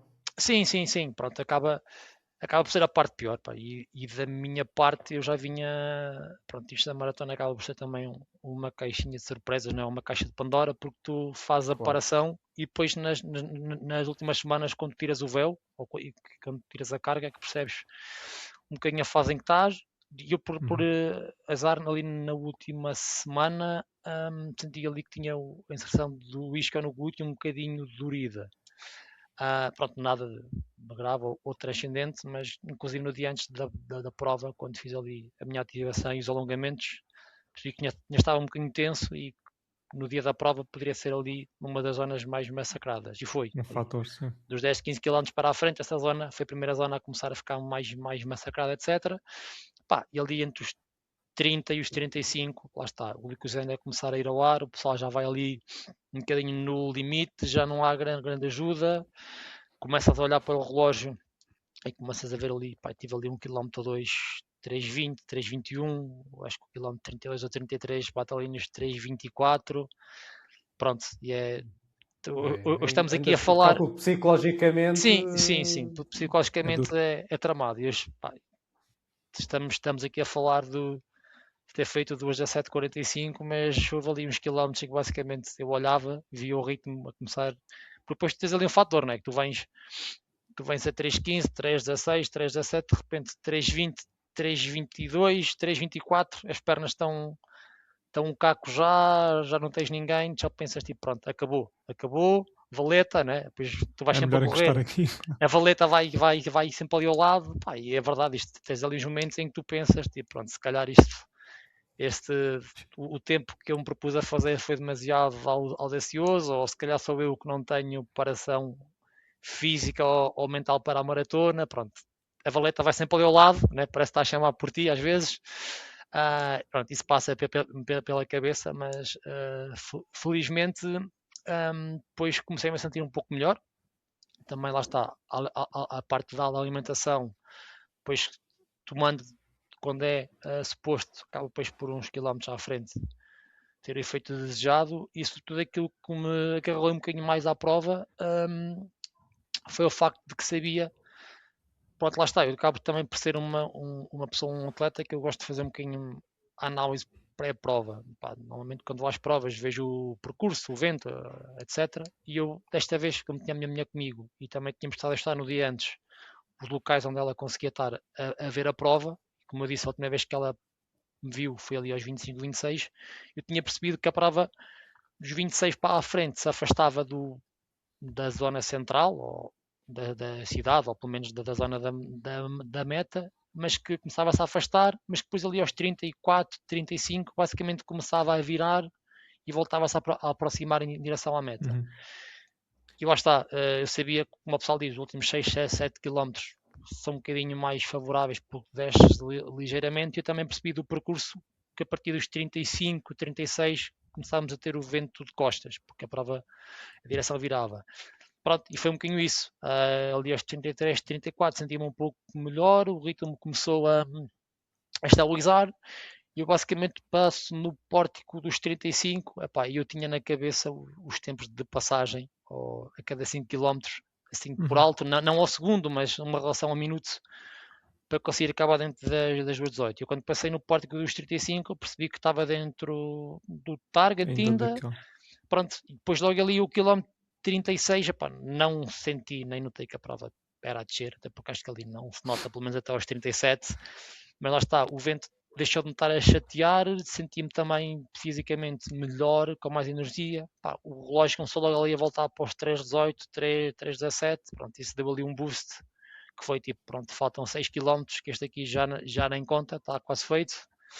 Pronto, entrei ali no ritmo, quilómetro 37 também senti-me melhor, o ritmo um bocadinho já mais rápido, pronto. E depois isso também dá sempre um bocado de ânimo, não é? Sim. Depois acabei por, lá está, dos dois atletas que iam comigo, um deles já ia um bocadinho mais atrás, mas eu acho que era o Fabiano, acabamos por ir ali muito taco a taco, também nos íamos ajudando, acabas também por ir passando os atletas que estão a quebrar nos últimos quilómetros e acaba também por ser sempre ali uma forma de tentar, ok, agora vou apanhar este, agora tentar apanhar aquele. Sim, isso também é um fator crucial, e depois, de muita motivação. Entras ali nos 38, 39, o ritmo, lá está, aí sim, a parte daquela descida, começa também a ajudar um bocadinho, 3:15, 3:14, e ele já foi, ok, estamos dentro do ritmo, agora é ter um bocado de cabeça, porque não vale a pena agora também forçar para 3:10 ou o que seja, porque estás dentro, agora tu não queres levar aquele empenho nos últimos 2 km, porque quando tu começas a passar malta nos últimos 2, 3 km, eu tive, por exemplo, o caso que até é o fundador daquela página do Instagram, que é o Ranix, o Fabian Ranco. Ele, por acaso, ele também fez uma parte da prova connosco, ele veio de trás, fez ali alguns quilómetros, entre os 30 e muitos, connosco, e depois basicamente ele acelerou e foi-se embora, e eu ali aos 39, 40 estou a passar por ele outra vez, ou seja, ele se calhar ali teve um bocadinho cedo a mais, acelerou um bocadinho no ritmo, depois já estava a sofrer nos últimos quilómetros. Então pronto, foi um bocadinho isso, foi ok, agora estabilizar aqui nos 3:15, 3:17, 3:18, pronto, é aquele ritmo confortável que permite chegar até a final sem levar aqui aquela machada final que me põe a acabar de gatas quase, ou a caminhar. Pronto, e foi aquela gestão. E depois, pronto, foi ali passar no pórtico dos 40 km, e aí sim, passo no pórtico dos 40 km, vejo o tempo, percebo que tenho ali se calhar 20 e tal segundos de margem, pronto, e foi. Faltam 2 aí à partida sabes que, a não ser que surja ali alguma coisa do outro mundo muito crítica, aquilo está, à partida está feito, não é? Depois a parte pior foi ali, pronto, eu sabia que acabava depois lá na cidade das ciências, naquela estrutura, exatamente, naquela estrutura azul que está montada sobre o lago, não é? E sabia que a gente devia ter que sair da estrada e descer através de uma rampa, de uma outra estrutura que tivesse montada. Então, a dada altura, só queria ver era essa rampa já, não é? A organização, não sei se de propósito ou não, o último quilómetro está marcado de 100 em 100 metros, ou seja, para essa placa faltam 1000 metros, faltam 900, faltam 800. E eu só pensava, porra, nunca mais aparece a rampa. Exatamente. Mas depois, quando se desce a rampa acho que está a uns 500 metros. Sim. E a minha sensação foi que a rampa, e eu na altura, eu corri há 4 anos, em 2021, foi o primeiro ano que baixei das 3 horas não por muito. Mas eu quando desci, pronto, começámos a descer a rampa, olhei para o relógio, ainda tinha 2 minutos para as 3 horas e eu, está mais controlado. O tapete azul parece que nunca mais acabava. Sim. Eu corria, a meta parecia que estava sempre lá ao fundo, mas pronto, a pessoa já está ali tão no limite, tem que fazer ali aquela descida que até é um bocadinho acentuada. Sim, embala um bocadinho, sim. Com as pernas já no limite, pode não ser a coisa mais fácil deste mundo, mas depois esse tapete e ali com aquela envolvência, parece que nunca mais saía dali. Sim, depois aquilo acaba por ter uma outra rampinha para dar acesso daquela parte que faz parte lá da estrutura permanente lá do lago para a estrutura que está montada, aquilo tem uma ligeira rampa, que é quando passas a ter o tapete azul mesmo, pronto, só depois de subir para aí é que já havia mesmo o pórtico lá ao fundo, o relógio estava nas 2:17 baixas, pronto, e aí efetivamente percebi que ia quando consegui chegar dentro do tempo e sobretudo faltavam 200 metros, foi a altura de começar ali também a acelerar. E acabaste acabar bem, forte, pelo menos sim. No vídeo que mostraste, acabaste bem. Acabei bem, porque ali tu percebes que estás mesmo no último suspiro, não é? Então é a altura de tentar. Sim, ali podes dar tudo à partida. Aí podes tentar ir buscar os segundos todos que, a não ser que tu que te tropeces e caias, mas desde que consigas, mesmo assim, mesmo caias, mesmo que te levantes, sim, ainda à partida ainda dá. E o que é que achaste no geral do ambiente da prova, não só nesta chegada, que é uma chegada muito diferente de qualquer outra coisa, não é? Mas da prova em si, e só muito rapidamente aqui a minha experiência é que eu senti, fora se calhar até ali naquela parte entre os 30 e os 35 km de sucesso, que é ali já da parte mais velha da cidade, que é também ruas um bocadinho mais fechadas, aí o apoio é um bocadinho reduzido, mas durante a prova é fantástica a quantidade de pessoas que há na rua, especialmente ali junto, aquilo não é bem um rio, mas ali aquela parte central da cidade, com as pontes todas, sempre muita gente. Não sei se foi mais ou menos a tua experiência também, mas eu senti que na altura que era uma prova com um apoio fantástico. Sim, a prova acaba por ter, mas isso é que acho que também já é um pouco a panágio das provas em Espanha. Acabam por. Sim, os espanhóis são muito frenéticos, não sei se com todo tipo de desporto, mas pelo menos com o futebol e com o atletismo com a parte das maratonas. A prova sim tem bastante público bastante aficionado, tem muita animação das ruas. O facto também deles aproveitarem aquelas ruas ou aquelas avenidas muito largas para por vezes a prova passar 2 vezes no mesmo sítio. Embora quando nós estamos a correr, aquilo é tão largo quase nem se note que vem pessoal do outro lado.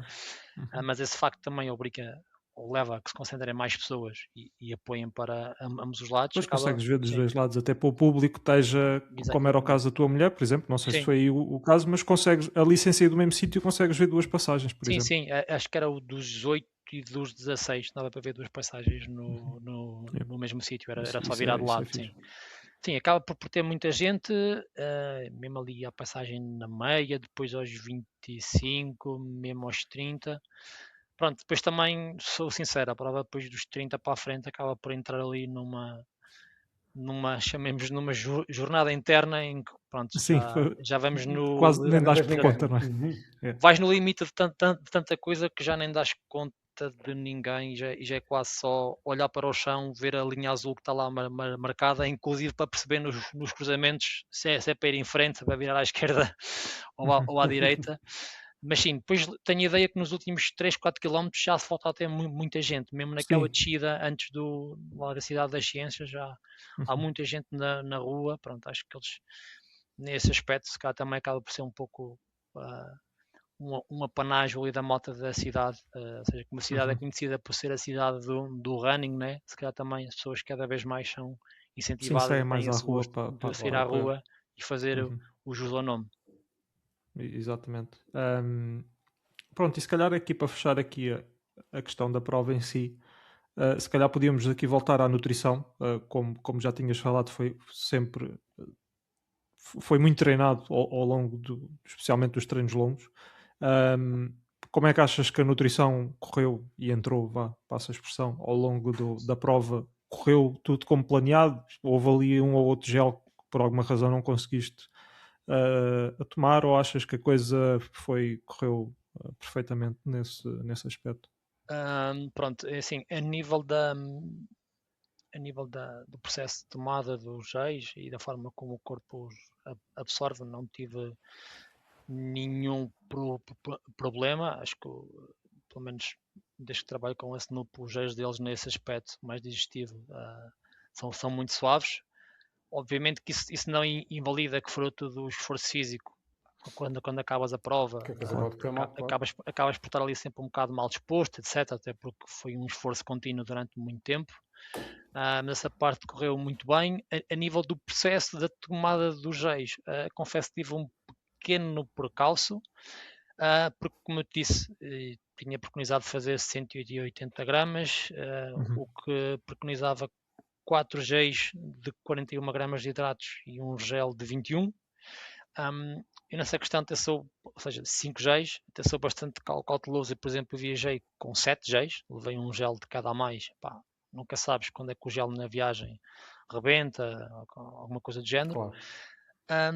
Mas no dia da prova, acabei por iniciar a prova apenas com os 5.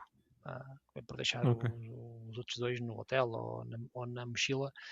Até já cheguei a fazer uma vez uma prova em que dei um géis a mais à minha mulher e disse: olha, se às vezes houver alguma coisa, eu grito quando te vir e dás-me o gel. Dessa vez não o fiz, mas aconteceu que aos 15 km, estou agora aqui a olhar para a minha cábula, quando eu fiz o gel dos 21, pá, eu dei ali um gol a 2 no gel, tinha o gel ainda ali meio, ou pouco mais de meio, ainda aí ali na parte no grupo 15 a 20 pessoas, levo um toque, uma cotovelada e o gel foi ao chão. Pronto, o gel foi exatamente. O gel foi ali ao chão. Pá, felizmente era o de 21 e não o de 41, ou seja, tive ali 10, 12 gramas que foram ao ar. Pronto, ali a minha abordagem na altura foi. E aí eu tinha tomado um gel aos 5, não tinha tomado aos 10, já estava nos 15.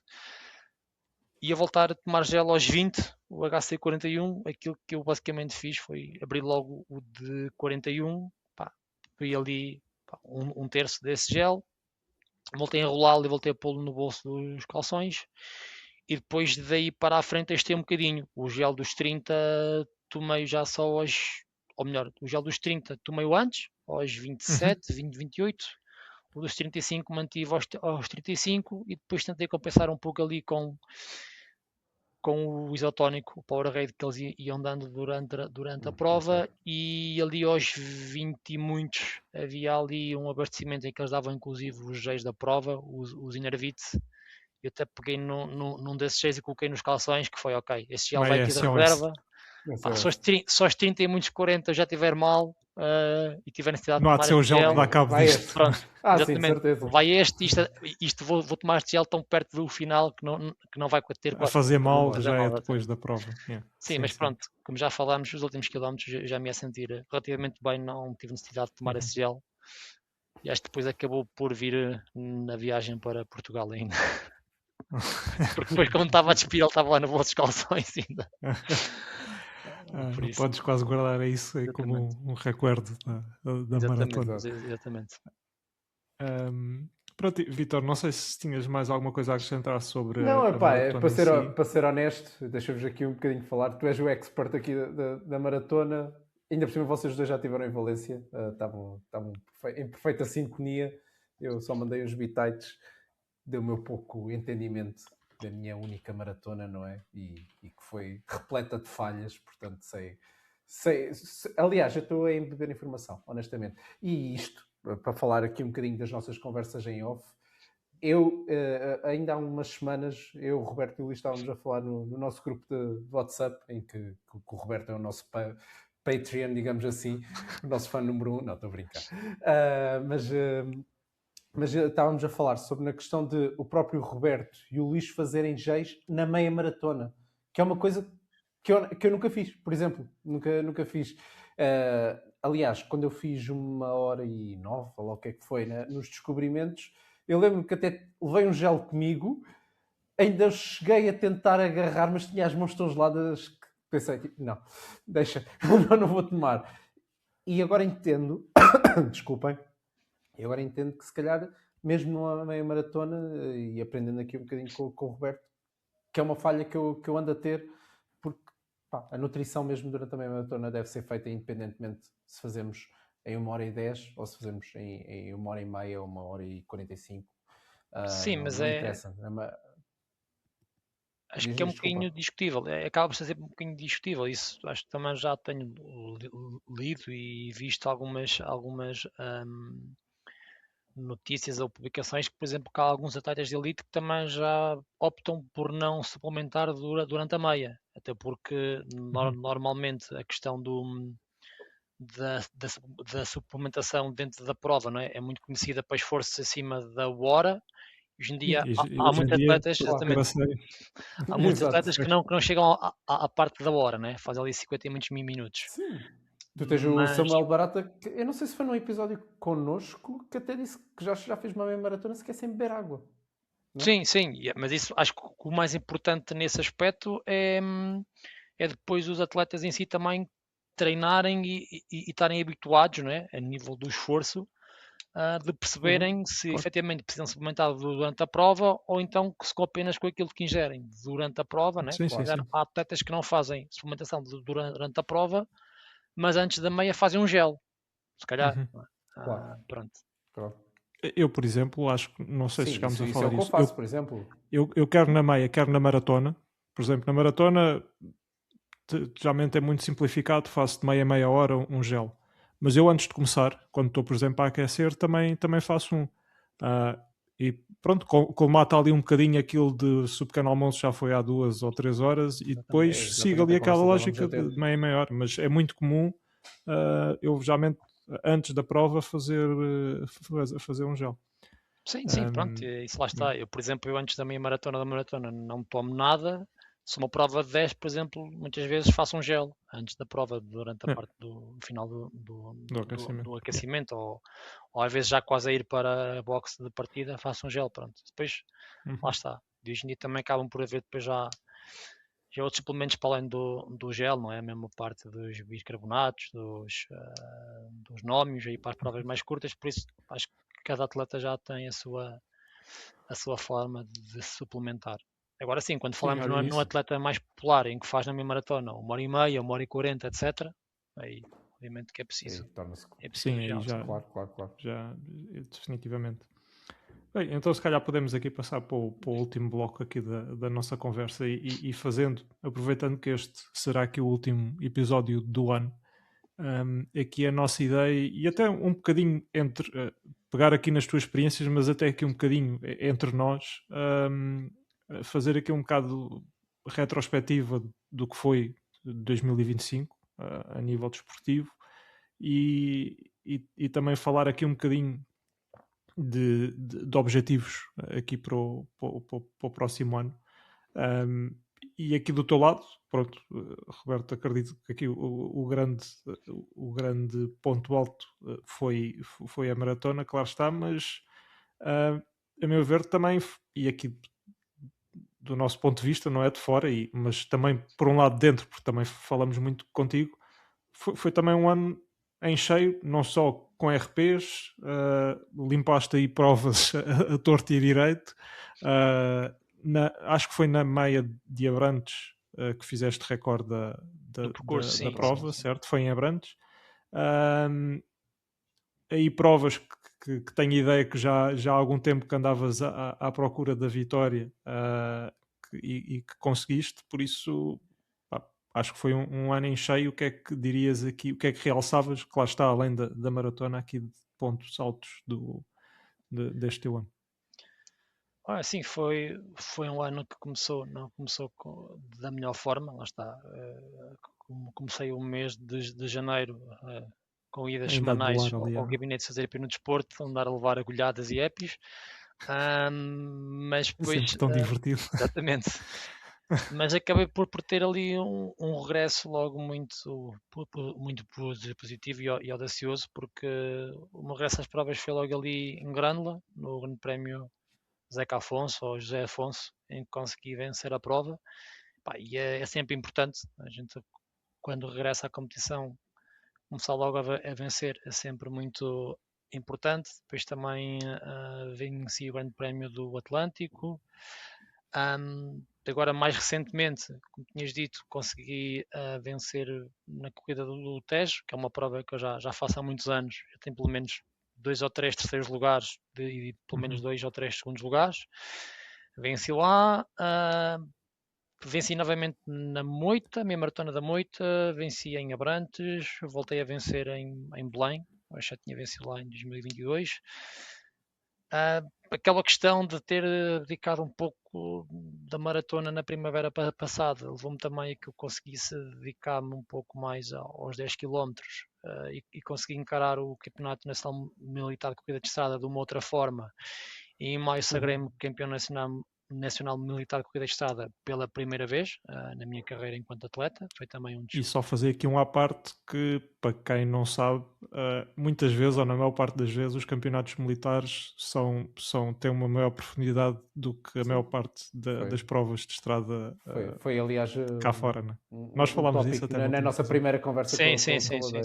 Pronto, foi muitos valores, e né? foi uma abordagem que fiz, até porque estamos em 2025, esta prova não se realizou em 2024, mas nas edições de 23 e 22 foram 2 edições em que eu, numa delas, estava a parar a maratona, acho que tinha sido a minha primeira maratona, e na outra tinha vindo da maratona há menos de duas semanas. Pronto, isto levou a que eu, quando ali naquela altura da indefinição, arrisco já na maratona, não arrisco, olhei, ok, se calhar está na altura de pensar em dedicar um bocadinho uma distância mais curta, foi os 10 km, fiz ali um bloco de um mês e pouco dedicado a esta distância, pronto, e tive a sorte também, porque às vezes também preciso muito de trabalho, me tenho mesmo um bocadinho de sorte de conseguir vencer e juntar-me à lista de vencedores desses campeonatos. E ser pelo menos campeão nacional militar uma vez na vida, na vertente de estrada. Falta-me agora pensar nisso no corta-mato, mas no corta-mato sou um bocadinho mais coxo, preciso trabalhar um bocadinho mais. E assim, de grosso modo, foi isso. Depois também há parte de outras provas que já venci do passado e que voltei a ser segunda, terceira este ano. Fiz também, igualei também a minha marca pessoal à meia maratona, na meia maratona do Douro, no final de maio. Pronto, e assim, devo-me estar a esquecer de algumas provas aqui pelo meio, mas basicamente foi isso. Também, os últimos meses, desfrutar também a trabalhar para a maratona, levou também a que tivesse de escolher de forma mais cirúrgica as provas seletiva, e andasse um bocadinho mais afastado disso, porque estamos numa fase que precisamos alternar o volume. Sim, senão ou estás a treinar. Exatamente, sim. Claro. Depois acaba por ser muito ingrato, né? Exatamente. Depois acaba por também ser um bocadinho ingrato, porque isto a maratona é um tiro no escuro, são 3 ou 4 meses em que depois no dia da prova são ali muitos fatores que têm que estar alinhados, né? Desde as condições climatéricas ou meteorológicas, a forma também como tu vais sentir quando tiras aquela carga de treino, a tua própria aptidão para sofrer ou não, né? Porque isso também nem sempre nós entramos nas provas com a mesma, como eu costumo dizer, é muito aquela deixa dos filmes do Rocky, não é? A gente nem sempre acorda e tem o olhar do tigre naquele dia, o Eye of the Tiger, pronto. Por isso há ali muitos fatores. Isto do lado do atleta amador são ali 3 ou 4 meses que tu hipotecas e depois quando chegas lá ao dia aquilo sai. Logo se vê, dás o teu melhor e logo se vê. Por isso lá temos que andar aqui um bocadinho mais afastados e essa questão de apostar tanto nas provas fica um bocadinho mais secundarizada. Vítor, e do teu lado, infelizmente este ano retro 2025 é um bocadinho curto, mas vou-te dar espaço também. Ganhei uma pontual de feita, ganho uma prova do Zwift e foi isso. Peso também, ganhaste peso. Não. Bastante. Entretanto está mais estabilizado, felizmente. Está a custar perder ali os dois últimos 3 quilos, mas não vai ser agora nestas 2 semanas que os vou perder, de certeza. Luís, não te a dizer. Mas eu falando por ti e sabendo as incertezas que houve aí, eu diria que o ponto alto foi mesmo teres Ter voltado voltado a correr. já a correr Sim, e claro. já a um nível, Claro, ainda- obviamente, ainda estás muito longe do que vales, mas estes 2 meses já foram bastante produtivos, diria. Sim, foram. Aqui a questão é que continuam a ser muito, muito geridos por pinças. Pronto. Ainda agora, corri no fim de semana, sábado, pá, fiz um treino, corrida contínua, tranquilo, mas sentia-me bem, sentia ali compassado, assim, pá, espetacular. Chegou Solto. domingo, pá, solto, mas sem incómodos, pronto, propriamente. Cheguei a domingo, pronto, não, lá está, ainda não estou a fazer trabalhos de zona 5, nem nada disso, nem quis fazer zona 4, sou eu ainda que estou aqui a gerir os treinos. Vou fazer um fartlek. Pá, senti sempre que foi em esforço ali, principalmente na questão do desconforto, e depois isso prolongou-se um bocadinho para o dia todo. Pronto, resultado, fiz agora segunda e terça, fiz bicicleta, já numa perspectiva de dar um passo Resguardar um atrás bocadinho. para continuar a dar passos em frente. Pronto, é isso, mas sim, pá, tens toda a razão, positivo, é aqui no último trimestre ter voltado a correr, mesmo que seja de forma intermitente, e isso é muito positivo, porque eu sei bem os testes que foram feitos ali para voltar a correr, sei lá, em abril, sei lá, também a meio de julho, já não me lembro se cheguei, nessa altura cheguei a fazer, e lembro, pá, que foram péssimos, eram tipo correr 3 vezes 10 minutos ali durante 2 ou 3, durante uma semana, e depois perceber, esquece, não dá, porque era despoltava dores horríveis. E agora está controlado, pronto. O trabalho está a ser feito. Vamos ver para 2026. E tu, Luís? Aqui do meu lado, pá, acho que acabou por ser até um ano bastante positivo. Em Boston, obviamente não, e na altura dedicámos um episódio só a isso, não correu como eu queria, mas como eu disse na altura, acho que foi a maratona que mais me satisfez, porque acabou por ser o meu segundo melhor tempo de sempre à distância, e eu literalmente no dia anterior, ainda não estava convencido que ia sequer começar. Por isso acabou por ser uma experiência bastante positiva. Fora isso, entretanto, e já agora aqui na última metade do ano, finalmente, passado anos e anos, lá baixei dos 35 minutos aos 10. O recorde da meia que tinha feito em Cascais logo no início do ano caiu uma vez mais, aqui com a ajuda deste senhor aqui. Mas principalmente eu acho que o que me ajudou, especialmente aqui nos 10 e na meia maratona, foi um pouco uma mudança de mentalidade, que nós também já falámos várias vezes. E especialmente nos 10, que é uma prova que se faz com mais frequência e com mais facilidade, não é? Eu começava sempre muito a medo e ali a gerir, e algo mudou ali. Não sei se foi até depois de Boston, mas algo mudou ali, e hoje em dia muito mais, passo a expressão, mas mais facilmente me consigo mandar de cabeça para essas provas, e ajuda bastante. E começa às vezes ali, obviamente, a ritmos muito medianos, mas começo já a ter ali aquela experiência mais de competição por posição, enquanto que eu de antes era literalmente, não me interessava se acabava em 20º ou em 100º, estava só preocupado com o meu tempo, e agora já sinto que há ali mais aquela gestão de, já sei que se calhar vou ou em 10º ou em 8º, e sei que se gerir aqui um bocadinho, se calhar consigo depois apanhar o tipo à frente. Sim, e isso é quase uma maneira de correr um bocadinho diferente, é um gosto diferente. Obriga-te a ir ao choque, não é? Obriga-te a ir mais ao choque. Exatamente. E acho que obriga também a crescer do ponto de vista desportivo, não é? Porque às vezes ali a dar aquilo que entre aspas não temos para conseguir, para conseguir melhorar. Mas isso... e pronto, e acho que principalmente foi isso que realça aqui em 2025. Sim, isso acaba por ser bom para alguém que está a evoluir na ordem que tu estás, porque Tal questão de lutas pela posição obriga-te a ir ao choque e muitas vezes sais da zona de conforto, né?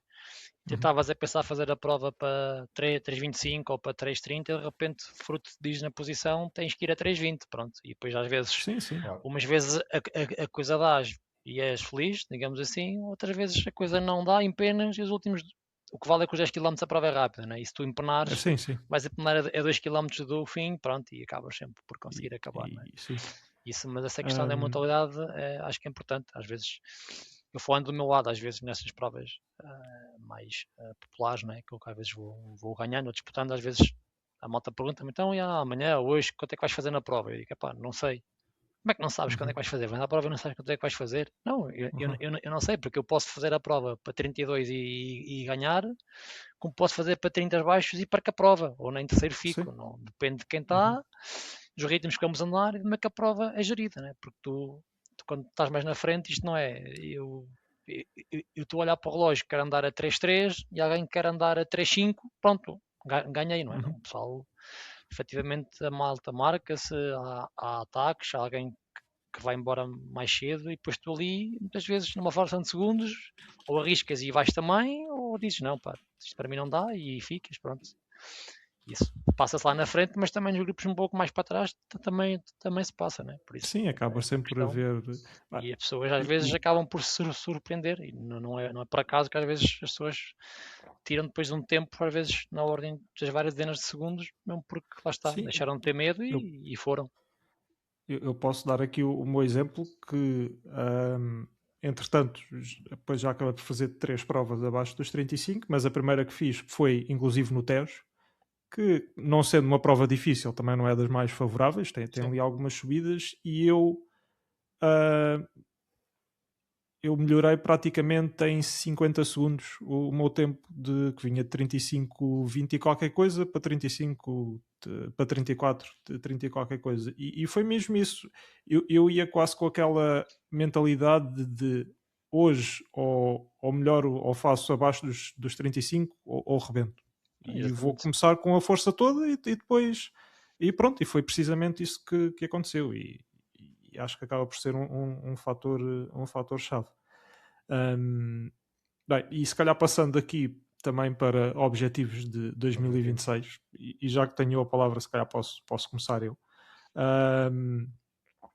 Diria 2, 3 grandes objetivos. O primeiro, e que será o mais próximo a nível temporal, é mesmo a Maratona de Londres, em abril, e que os treinos agora em janeiro, onde já começar ainda de maneira algo suave, mas já começar a focar nisso.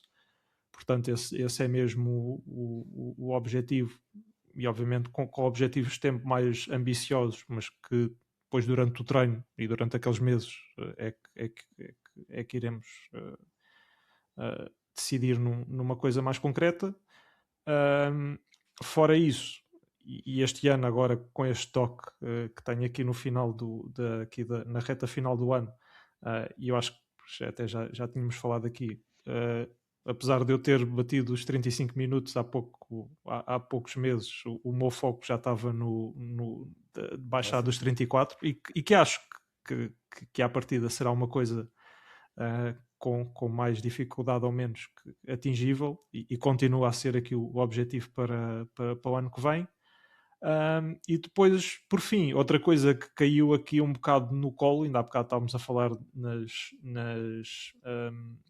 para entrar em Valência agora, quer na maratona, quer na meia, só por sorteio, e felizmente tive aqui a sorte de calhar o sorteio para a meia de Valência em outubro, final de outubro, se não me engano.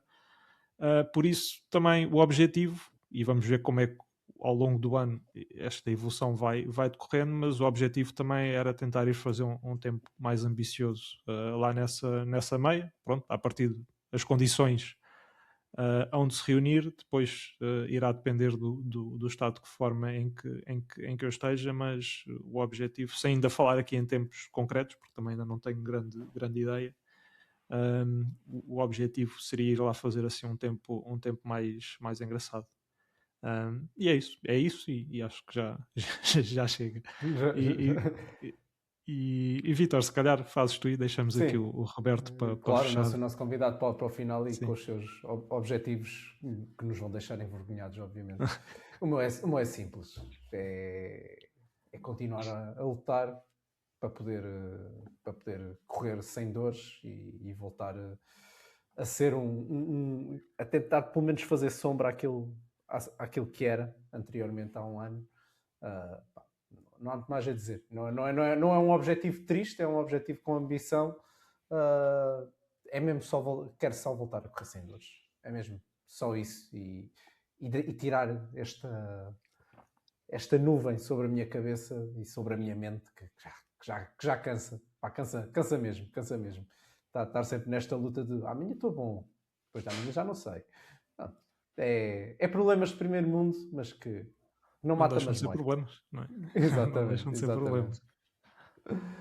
Roberto, quais são aí os teus grandes objetivos para 2026? Bem, eu agora vou aqui defraudar um bocadinho as expectativas que estavam altas, deixaram para o final, mas ainda não tenho grandes objetivos, sobretudo a curto prazo. Vou apenas para a semana, final do ano, fazer ali a estreia na São Silvestre da Amadora, prova de final de ano, e depois assim mais a curto prazo, neste momento tenho aqui uma grande incógnita, porque eu tive ali um ligeiro contratempo durante a preparação da maratona. Eu basicamente num treino longo enfiei metade do pé dentro de um buraco a desviar-me de um trauseunte e fiz aquilo que os especialistas chamam uma hiperdorsiflexão do hálux do pé esquerdo. Pronto, foi daquelas coisas do início de incha, desincha, passa, entretanto acabou por nunca passar. Felizmente também não me condicionou os treinos, mas vai sempre chateando um pouco. Fiz uns tratamentos no último mês e meio antes da maratona que me permitiram fazer a maratona sem qualquer tipo de dor ou preocupação durante a prova, mas após a mesma isto voltou um pouco. Agora que estou aqui a voltar novamente aos treinos, vem chateando um pouco novamente. Pronto, e a data que estamos a gravar, no dia de ontem fiz já uma ressonância magnética e uns raios-x, e agora no início de janeiro eu ter ali um pouco da opinião médica a nível do ortopedista e da parte da fisioterapia. Por isso já estou aqui a prever a necessidade de ter que abrandar os treinos, adaptar ou até parar umas semanas para tratar de vez isto e depois arrancar. Sim, e esta é a altura ótima exatamente, para era exatamente isso que eu ia disso. dizer. Por isso assim a curto prazo, janeiro, fevereiro, fica assim um bocadinho aqui as coisas no éter, mas pronto, o resto do ano, pelo menos até junho, julho, acho que a partida podem contar comigo nessas provas, como vai ser habitual de ver-me, normalmente a corrida dos Chinos, a corrida de Santo António, Marginal à noite, de Fogueiras, e pronto, e depois até final de 2026, onde eu gostaria também de dedicar um bocadinho e tentar atacar e melhorar as minhas performances na meia maratona, sem saber ainda muito onde e quando, cá dentro em Portugal ou também lá fora, e para 2020... Era a meia de Valência também, não era?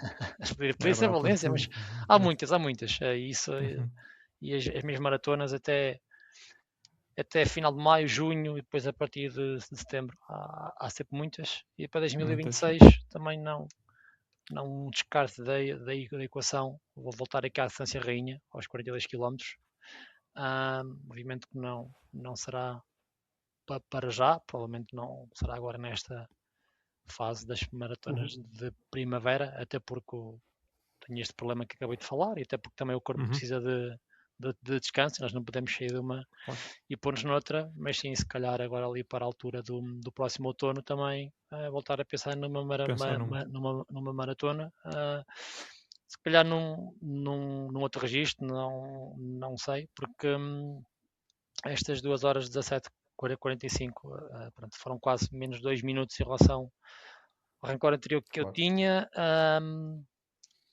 Deixa também ali um bocadinho uma esperança ou possibilidade de tirar ali 46 segundos e poder baixar das 2 horas e 17 aqui na casa das 2 horas e 16, mas também há que sermos muito realistas. Isto a maratona não é, às vezes como aos 10 km, em que nós tudo agora, e estamos agora aqui a gravar numa altura de São Silvestre, em que posso ir quase ter ido este sábado tentar correr para baixo dos 40 minutos, não deu. No próximo sábado, há outra São Silvestre, Sim. há outros 10 km. A virar frangos, Isto quase. não é bem assim, Não.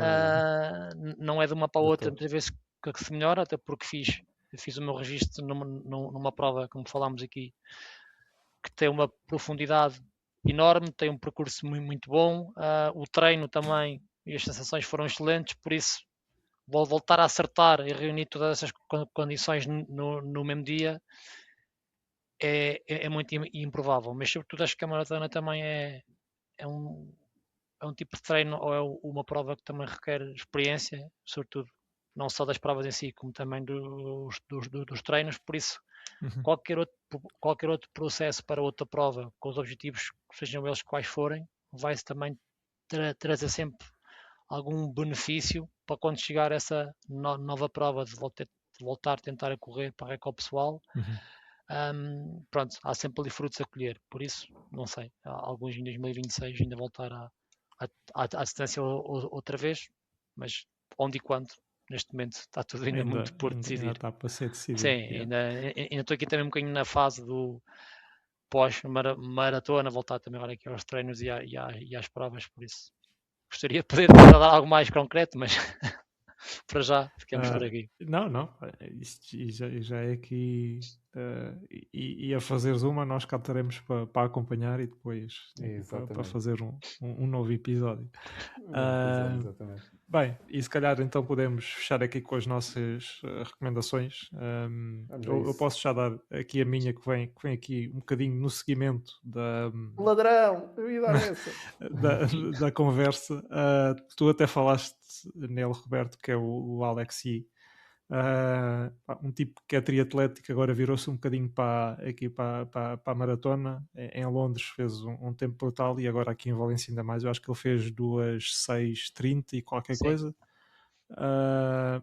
E se não me engano 38, acho eu. Sim, descartando aqui o Mo Farah, que está aqui envolvido numa série de polémicas, eu acho que ele tornou-se no inglês mais rápido sempre à maratona. Tenho ideia, posso a segunda melhor marca está apenas abaixo das marcas do Mo Farah, que tem 2:05, não é? Sim. Mas pronto, aqui a minha recomendação é basicamente ele tem aqui uma playlist no YouTube com os vários blocos ao longo da preparação, sendo o último vídeo o vídeo da maratona. E acho que é daqueles vídeos, especialmente depois ali a parte da prova em si, que acaba por ser até bastante motivacional para alguém que, por exemplo, quer ir fazer a maratona para o ano. Eu até tirei aqui uma foto do momento, já quando ele está a cruzar a meta, pronto, aquela emoção que se vê na cara dele a cruzar a meta e naquela ponte onde se começa aquele cheio de pessoas a ver a prova. Por isso, não só por este vídeo da maratona em si, mas também pelos outros vídeos que se focam no treino, deixo aqui a recomendação da playlist do Alex e do teu lado, Vitor, o que é que nos deixas aqui? Um documentário simples sobre a tua área mais ou menos profissional, sobre futebol americano.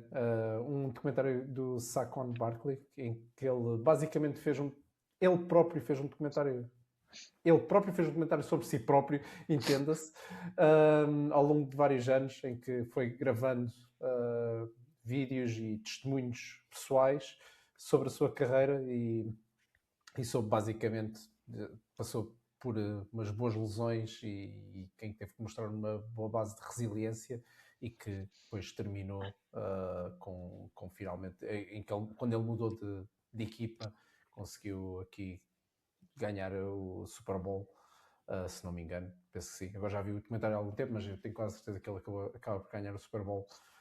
E, portanto, um documentário bastante interessante e um bocadinho mais pessoal e sem bells and whistles, ou seja, sem aquelas coisas bonitas que às vezes a Netflix enfeita. Este aqui é um bocadinho mais profundo aqui em relação ao atleta e está na Amazon Prime, neste caso da Netflix. E tu, Roberto? Do meu lado vou trazer aqui um bocadinho de concorrência aqui ao podcast. É um podcast sueco que eu chamo, é o Runners FM, que é um podcast Ok. também que é também co-dirigido por dois atletas, um deles que é o mais conhecido, que é o Vítor Semangs, não sei se a nível de pronunciação estou correto ou não, que é um atleta sueco ali na ordem dos 28 alguma coisa aos 10 mil, e o Freds, que já é um atleta mais vocacionado para a maratona.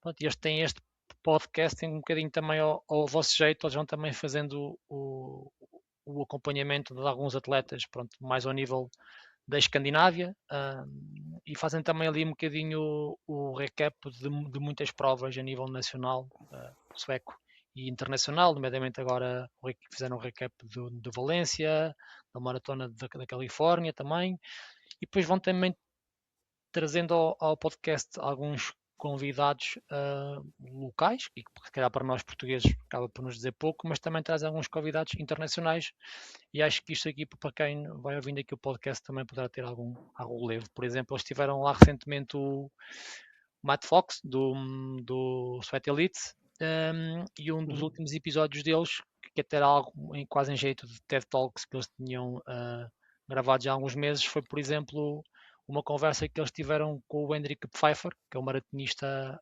alemão, que agora, curiosamente, em Valência, ele correu basicamente sempre com o Alexier, e também fez 2 horas 6:40 e qualquer coisa, foi também recorde pessoal, baixou das 2 horas 7, e neste episódio com ele, eles falam inclusive da preparação que ele fez, não para Valência, mas para Berlim, porque, por exemplo, o Pfeiffer é conhecido por ser um atleta muito dedicado à maratona, faz 4, 5 por ano, então falei um bocadinho sobre o treino dele, e pronto, e para além destes dois de casos, vão também falando às vezes com alguns atletas e não só, mas a nível internacional, e por isso, para quem gosta aqui do conteúdo do podcast e sente talvez um bocadinho a vossa falta durante aquelas 2 semanas entre os episódios, passem por lá, vejam também os episódios que vos possam ser do vosso interesse e ouçam. Fica aqui uma excelente recomendação. Por isso, podem ir alternando entre o Pace Setters e o Runners FM. A gente não nós deixamos, não ficamos chateados.